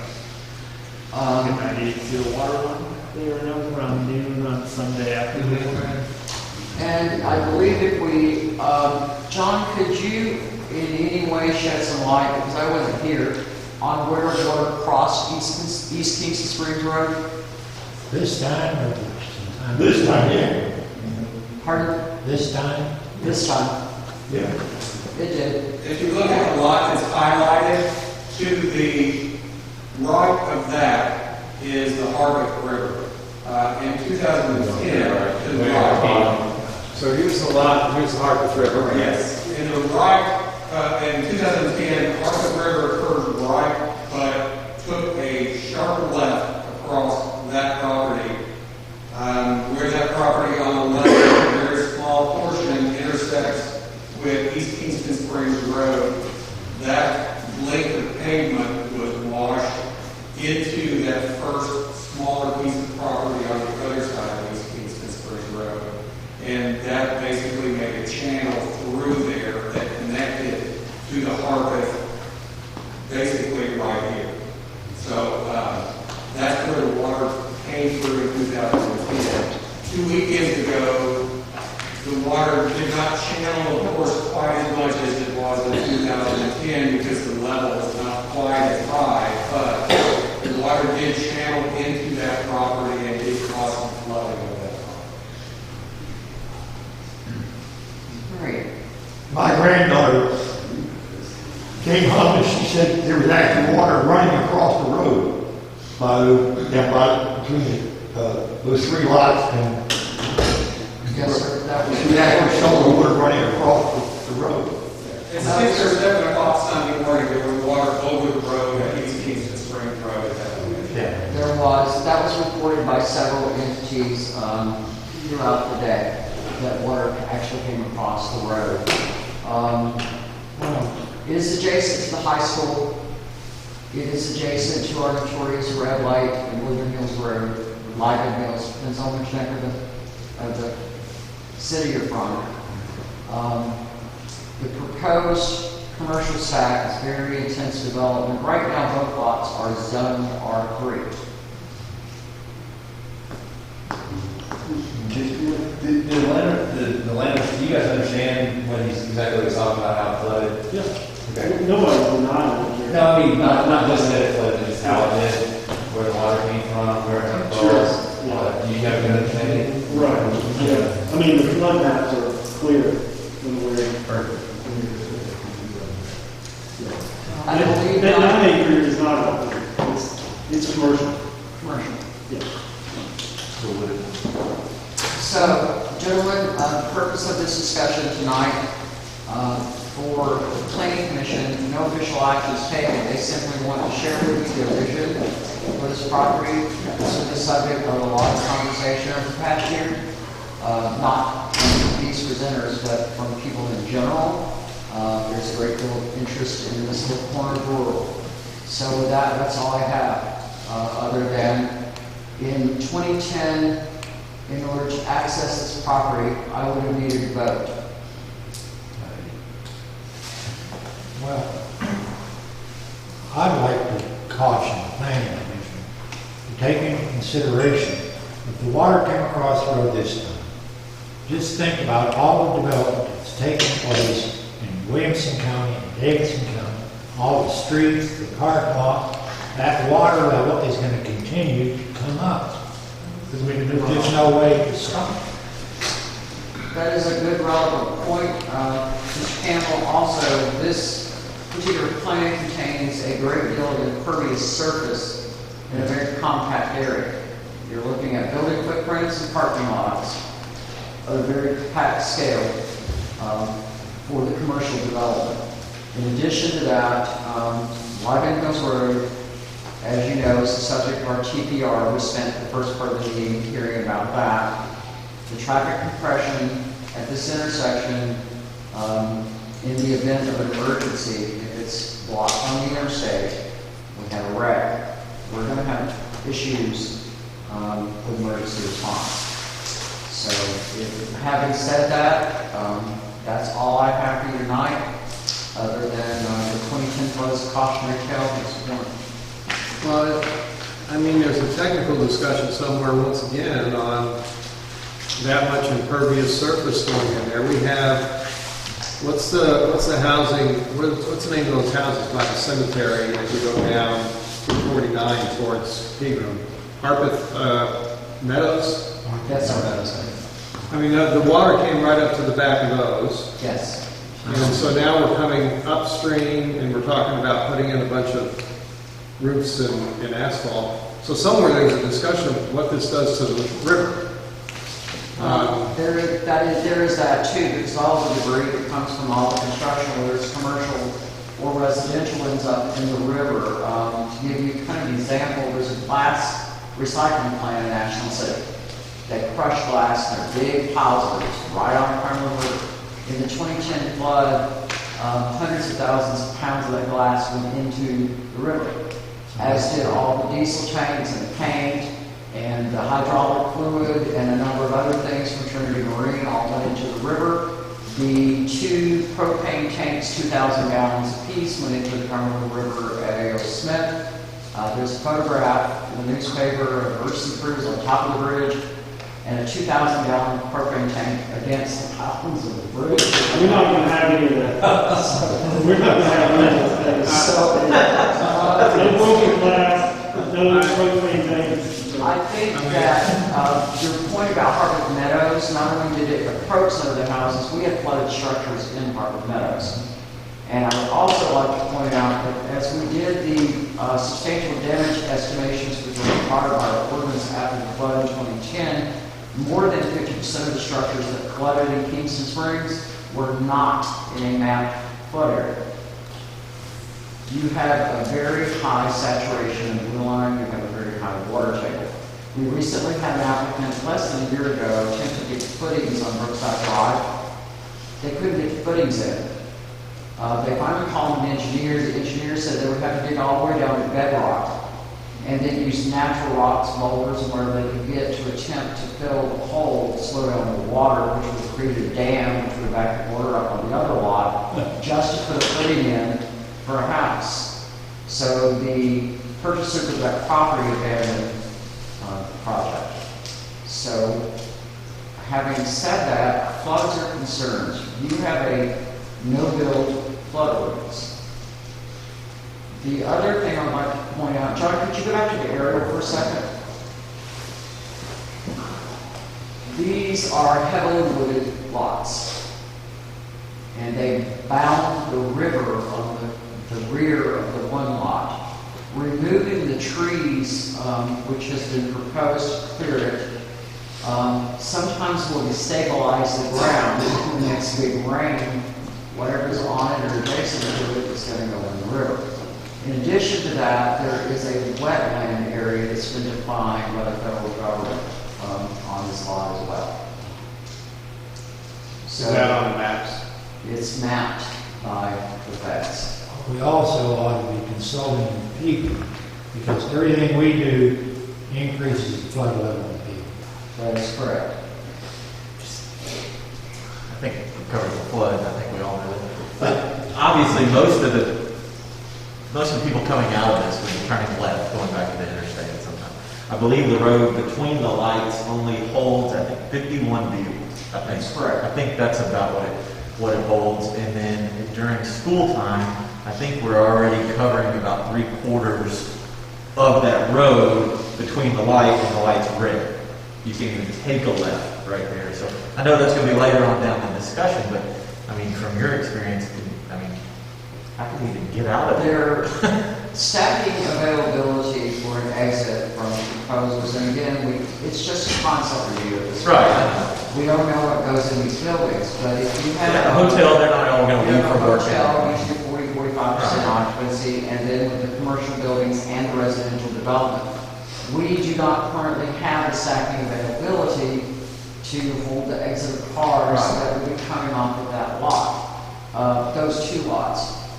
As you know, the challenge is going to be trying to determine what improvements are for East Kingston Springs Road and the quarter lot. I know it's a really short approach to the interstate. It's 4/10 of a mile, for those of you that haven't clocked it. That's all the access we have are stacking that way. And then once you hit the red light and start going back, then there's not a whole lot of availability between the red light. And eventually, if you hit Highway 70, where do we go then? Oh, that's a whole other issue. We can't back traffic up into Highway 70. So traffic is, you are correct, Mr. Edley, traffic is a huge concern for this intersection. We're in the process of a transportation improvement grant and a TPR at this point, trying to figure out how to deal with the current traffic that we have, because every time there's an accident on I-40, we're in gridlock. If we have an emergency situation in the middle of that, we're going to struggle to respond. Because there are no shoulders, there's no place to go. I mean, how do we even get there? So that's one of the things we're asking TDOT to look at is, is there an alternate way to handle local service traffic so that it doesn't intermix with the truck traffic from Petro, the Thorntons, and the gas stations, and try to maybe find a way to make it tolerable. This certainly isn't going to make that scenario any better. I just have one question on that, Jay. Are they going to look at 249 from the light to Highway 7? We sent a proposal. Talking about the TPR, they are going to collect the traffic counts. With the agreement that's been come to, and John, please feel free to help me walk through this one. They cannot expand the scope of the TPR without going back through the entire process again, which means we lose funding and we have to start over. What they need to do is collect the traffic data from 70 all the way in, and then use that to give us some constructive recommendations for local traffic handling, which may mean finding and access a local road, building a road in the future, or getting help building one that will separate local surface traffic from quarter traffic going to the interstate. That's the best that we can get at this point without starting over. It takes forever to get one of these approved. But to answer your question in the short term, Mr. Campbell, yes, the information that comes from Highway 70 all the way to Living Hills, and from Living Hills all the way to the interstate, will be used to make recommendations. The city put together a study packet. Have you seen it? Have I seen? The study packet. I City have put not. together Yes, sir. a packet of material They about did. all the accidents that are on that highway, fatalities, everything. Yes, sir. It seems like it's disappeared. We, Chair, if I might, go ahead, please, John, because the town submitted 2 different requests to TDOT for community transportation grants. One was for study of East Kingston Springs Road from Highway, or SR 249, from the Lucan Hills, Loudon Hills Road intersection to Highway 7. We relied on that initial study that was done probably, I'm thinking, 2014 maybe. I found it, pulled some of that data, submitted updated data to TDOT for a study along that route, as well as a study of the corridor and exit 188. Corridor as in Lucan Hills Road from traffic signal at the top of the hill down to the interstate. TDOT did not approve the study of East Kingston Springs Road for the community transportation grant application we submitted, but they did approve the corridor study of the grant application submission that we had for them. So the study that TDOT is looking at now that John Story just discussed earlier today, specific to that corridor. However, through discussions that Sharon and I have had with TDOT and Gresham Smith and that committee on growth, have encouraged them and they have agreed to include traffic data for East Kingston Springs Road, SR 249 all the way out to Highway 70 in their numbers, reflecting the traffic on that corridor. Well, having been around a while, I'm telling you, the only way you get a road built is to have accidents and have some fatalities. And an attempt at Plymouth. So, Lori Cooper put together a pretty detailed pack of material about that corridor. From the stop up here to Highway 70. Has it disappeared? No, we still have it. So on this item about the proposed development with all the buildings, I mean, we talked about current flooding concerns that we're already experiencing. We talked about increasing flooding concerns by taking out that forest and putting in a bunch of buildings and parking lots. And we talked about traffic and being able to stack traffic in that short piece of road in high school rush hour, morning and evening. What else are we supposed to do on this? I think that within the concept review, much as we did when they came for the lot adjacent to the high school, they shared with you their vision, which they've shared on paper, and they may have some comments to give to you. It's my understanding that the property has been purchased. Is that correct? Yes. We own both. The property has been purchased by the applicants, and they are here to share with you what they see. We in Kingston Springs are not being asked to vote on anything. You're just being asked to hear them out and listen to their concept and relate to them kind of how you feel about the project. Okay, so did somebody want to present?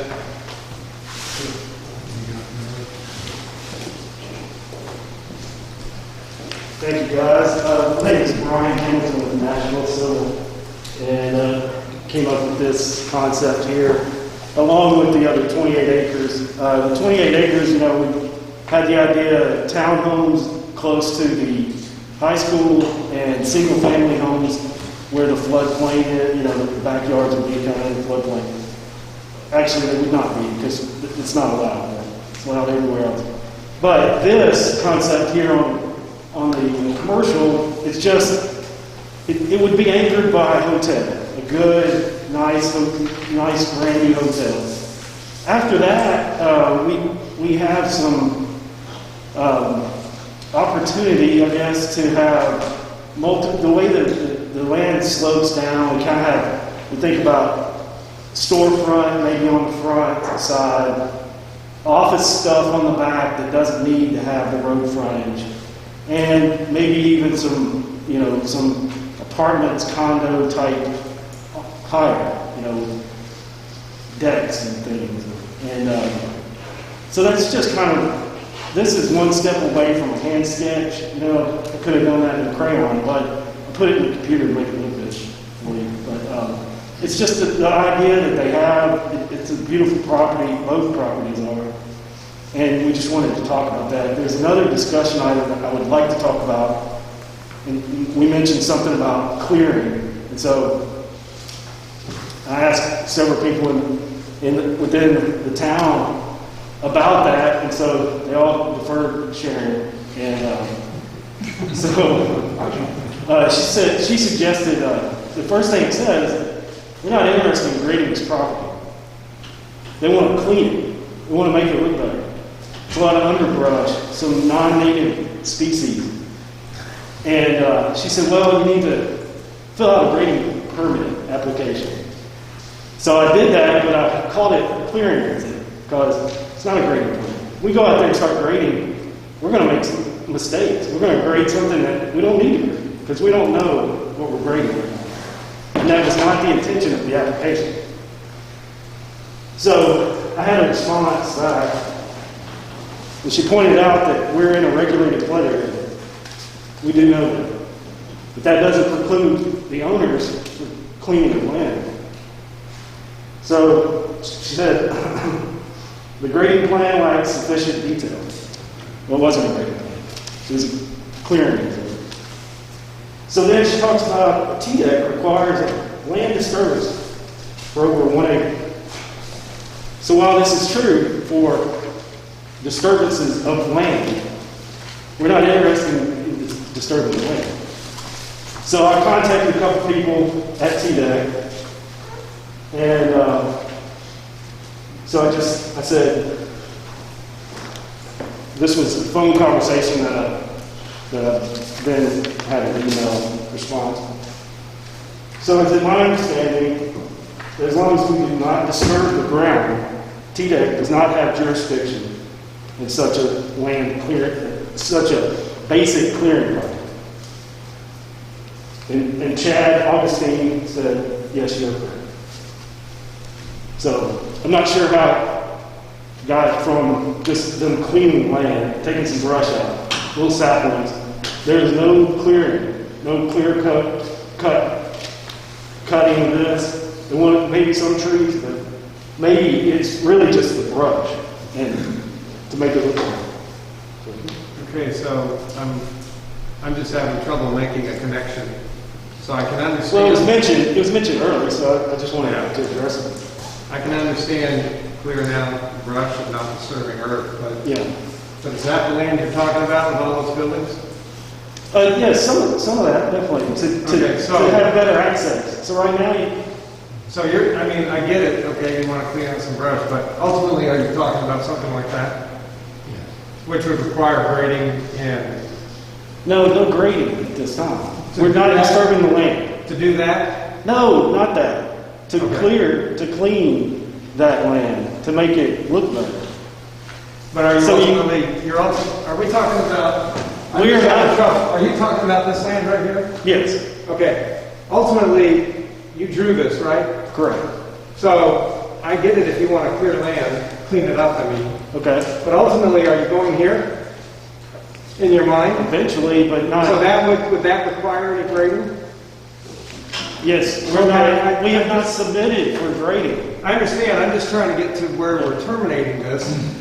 And I'm fine with what you're talking about right now, just cleaning up land, but if you're going there, to me, that's a technical discussion. Cleaning, grading, you didn't mean this, you didn't mean that, I got it. No. But ultimately, you're going towards your picture, right? That requires grading. Yes, but okay, I just wanted to get to where you're going, because that looks like where you're going. And if you're cleaning brush, that's fine, but I don't want to get confused that you're just cleaning brush and that's where you're going. Right? Yeah, clearing the brush is have access to property more appropriately. It'd be ultimately talking about something like that. Right? When we have full development plans. All right. That's a conceptual plan then. Okay. All right, thank you. But I get the technical discussion about what you want to do right now in terms of having access to the property, and taking out invasive brush and that kind of thing, and not grading. I got all that. Yeah. Even your ordinance, when it says clearing, it says clearing and grubbing.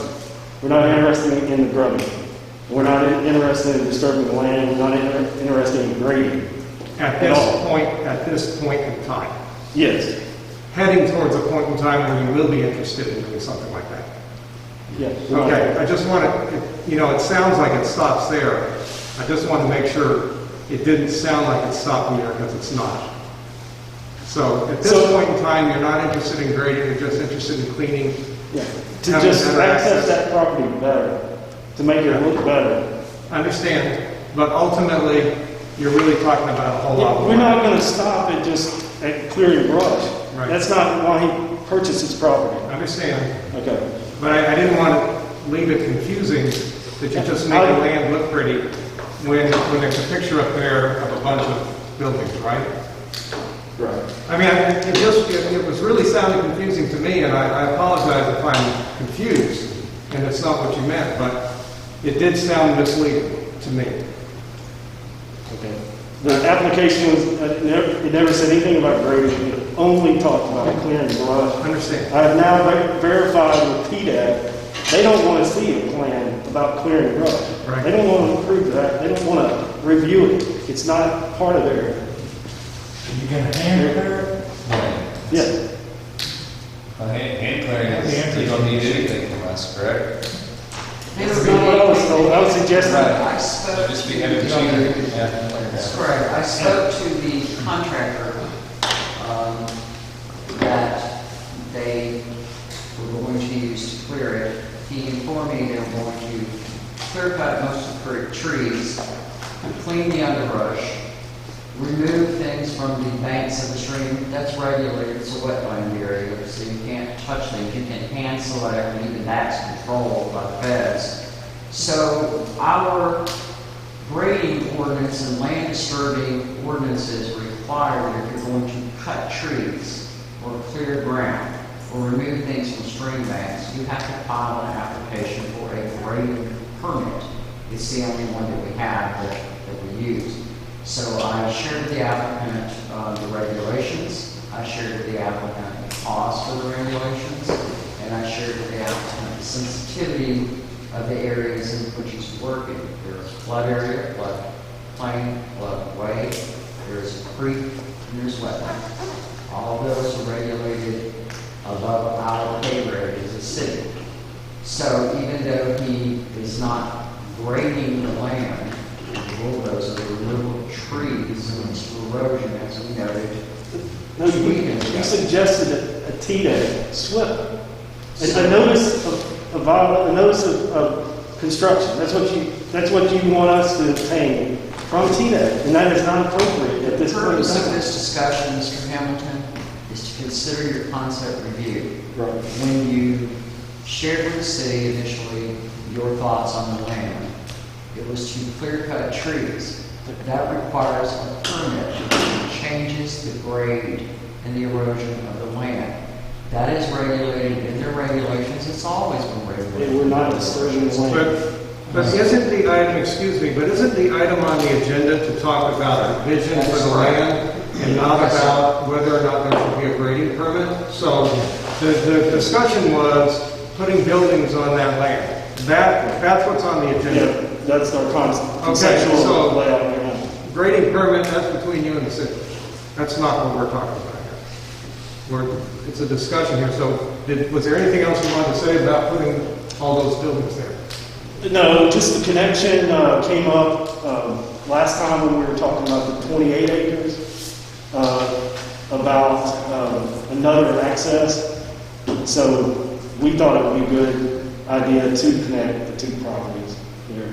There's a really good area to do that over there too. John, could you switch back to the residential one? I apologize, Mr. Chairman. If you look here, Mr. Chairman, what he's saying. It's access here, and then this road connects to just sort of clarification of people in the room. Right. One of the things I might suggest is to get a good tax write-off by donating that land to the school for athletic fields. Because I'm here to tell you, I won't live forever. I won't be on this planning commission forever. And I'm certainly not going to work favorably on this type of development. Well, we're That's actually the gonna, concept. we're gonna build some soccer fields in the floodplain. And we considered giving them access because, I think the high school lacks a soccer field. So they could come across the property and play all the soccer they want. Thank you. The only other observation that I would have, Mr. Chairman, is that although this is a concept, that's a great deal of commercial square footage without knowing what the occupation is going to be, track flow is going to be, where the use is going to be. So, your goal tonight is just to give him general feedback, which you've done a brilliant job of giving him your. So, as we did the last time, if we may, we can just go around the room and Mr. Kane will review the coming, okay? But we can go around the room and just give them feedback. I can't. On My name is all over.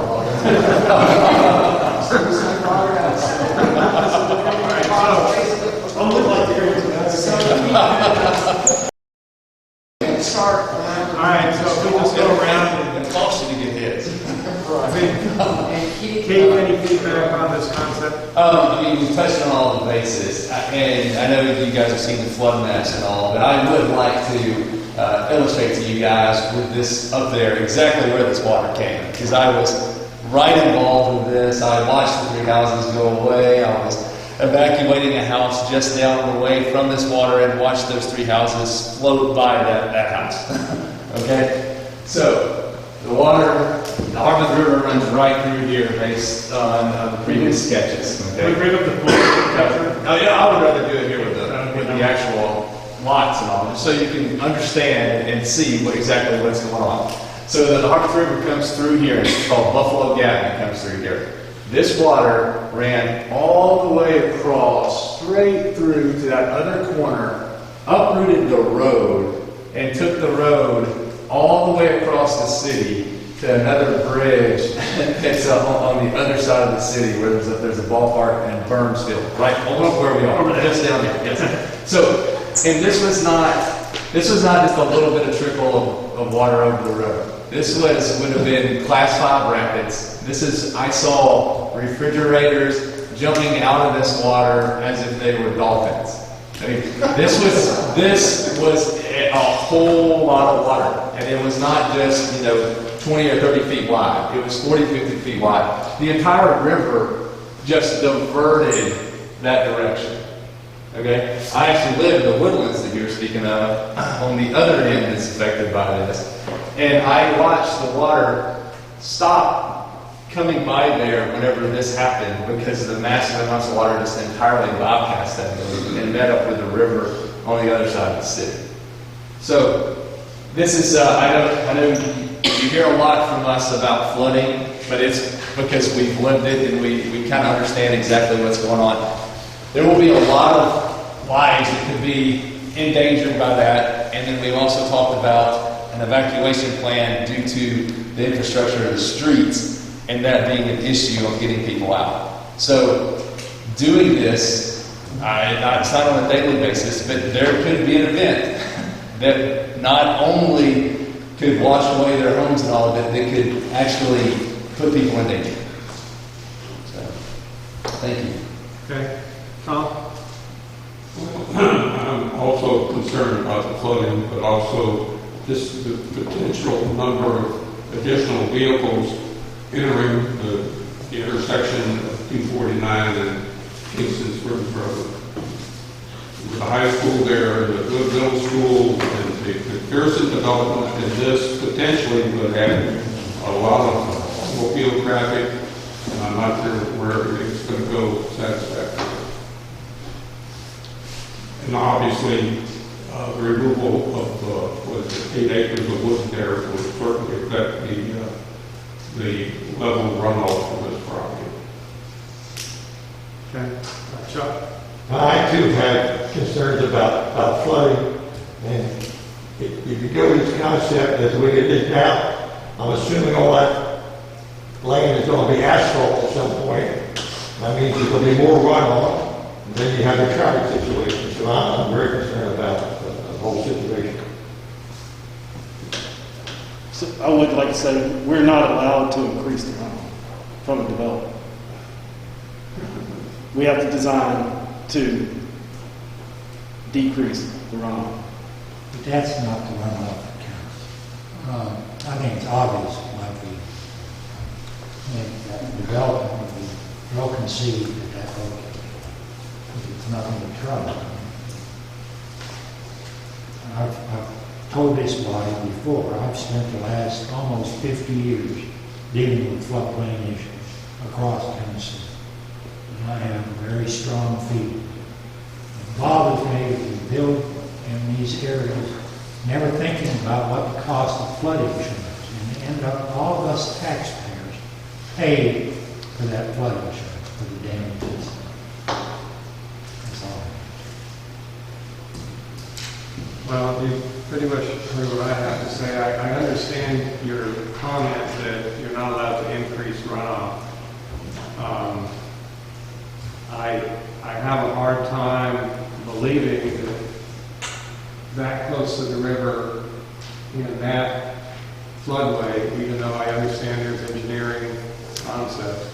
I have a hard time believing you can put those roofs in driveways, and you can put those roofs in asphalt parking lots in the place of forests and grassland, and not add water to the Harpeth River when we have a downpour. I just have a hard time, and I can't imagine a retention pond of any kind holding any water that comes off of those just on the bank of the Harpeth River.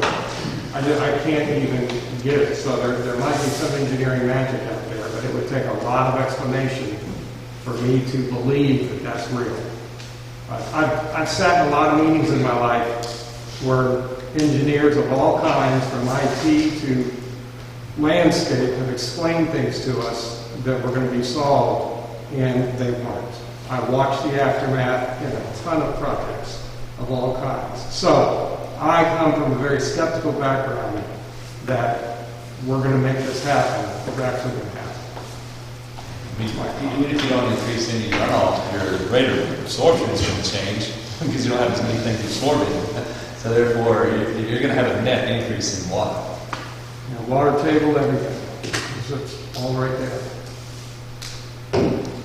Well, you guys have all said it, but what I would add, I guess the only thing I would add to that is the fact that we see something like this almost every year to some degree. Granted, not as bad as 2010, not as bad as what we had a couple weeks ago, but almost every year you go to this park and you watch the water almost at some point around this time of year rise up to just about where we are right now from that river right out there. And it's just part of life here. And one reason Kingston Springs has done well in a lot of these flooding events where our neighboring towns have not done well is because we've been very cautious in how we develop and with the floodplain ordinance, being very strong. That's helped to prevent a lot of tragedies a lot of other communities have. And I don't think anyone in this room wants to see that kind of tragedy come to our town. You know the aerial? Keith did a good job. I'm not going to do anything else. But I too live over on that island. That way, it's a little peninsula. But you see, those are the three houses that are gone. And I show you that one house. I think there's that house, and you go to the Dunn's house. There's three houses, right? Yeah. There's three. You know, Dunn's house where I'm getting their cats out and there's water in their basement. And Tony talked about all the pavement that would be laid down. And I can tell you right now, if there is pavement all over that house is not standing anymore. Those people got to keep their house because it wasn't torn down by 28 acres of pavement that would have ripped through. It only had water through it. The Dunn's house would have been gone. We'd had much more. Keith's in-law's house may be gone. It's tough. I mean, we watched it happen. So, those are the comments from the voting.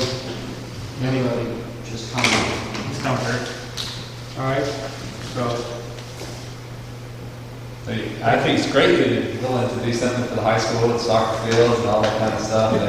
And I think we need some housing. I do. And it's just that is going to be a challenge. And I'd say probably most of us agree with you. We need housing, but that place is a bad place for the reasons we've talked about. All right, thank you guys, appreciate it. Thank you. So we're through the new business. We have some other stuff. With your discretion and with John's discretion, we're going to combine, and Carolyn, you're still with us. Do you want to uptake the discussion of public notification tonight? It's been a rather lengthy night, or do you want to put something in your packet for next month? Ms. Clark, who is one of our city commissioners, and I'm going to do this briefly, just because I know you all are tired of this one, had some suggestions about broader public notification. If you look at your packet this week, for this month, you will notice that the notification for the property locations is broader than it normally is. And we've been discussing some ways to get more public notice out to the public. And we talked about signage. John has been posting signage. I don't believe we formally require anything in our ordinance, so we're kind of looking at another way to get things notified. I am not a fan, as Mr. Campbell will tell you, of the little wireframe signs. I hate them because they end up in the roadway, they wrap around people's tires, and they cause damage. I don't like them because they're so lightweight, the wind takes them away. Larger signs pose issues with posting because we don't know where the water lines are, we don't know where the sewer lines are, so we have to put it in the right of way, which is the city's property. You run the risk of hitting utilities. But we're trying to work through maybe some broader notifications so that people know what's going on. John advertises on social media. We put out an agenda. We advertise in the newspaper. I have shared with Ms. Clark, the newspaper is available in several locations for free because we don't have the hometown newspaper anymore. So we're going to bring you a little more fleshed out version of this maybe next month. And then the last two things, John, would it be okay with you if we did not have the discussion about utilities and infrastructure and planning commission training, other than to say that would be an excellent topic for planning commission training. Infrastructure is one of the elements of the growth plan that we have to address. So we put it on the agenda tonight. What we'd like to do is combine infrastructure development as it relates to growth planning with your training session for the year, and then extend that to the city commission as well. And then I have received a request to do some training for the BZA, because we have new members for that training, so we can address them all, hopefully in the near future, all at the same time on the same day, so that everybody gets a broader perspective. So with that, please look at your calendars and share dates with John, so that we can start putting that together, and that's all I have. John, do you have anything else? No, anybody on the planning commission have any questions? Motion to adjourn. All right. Second. Any opposed?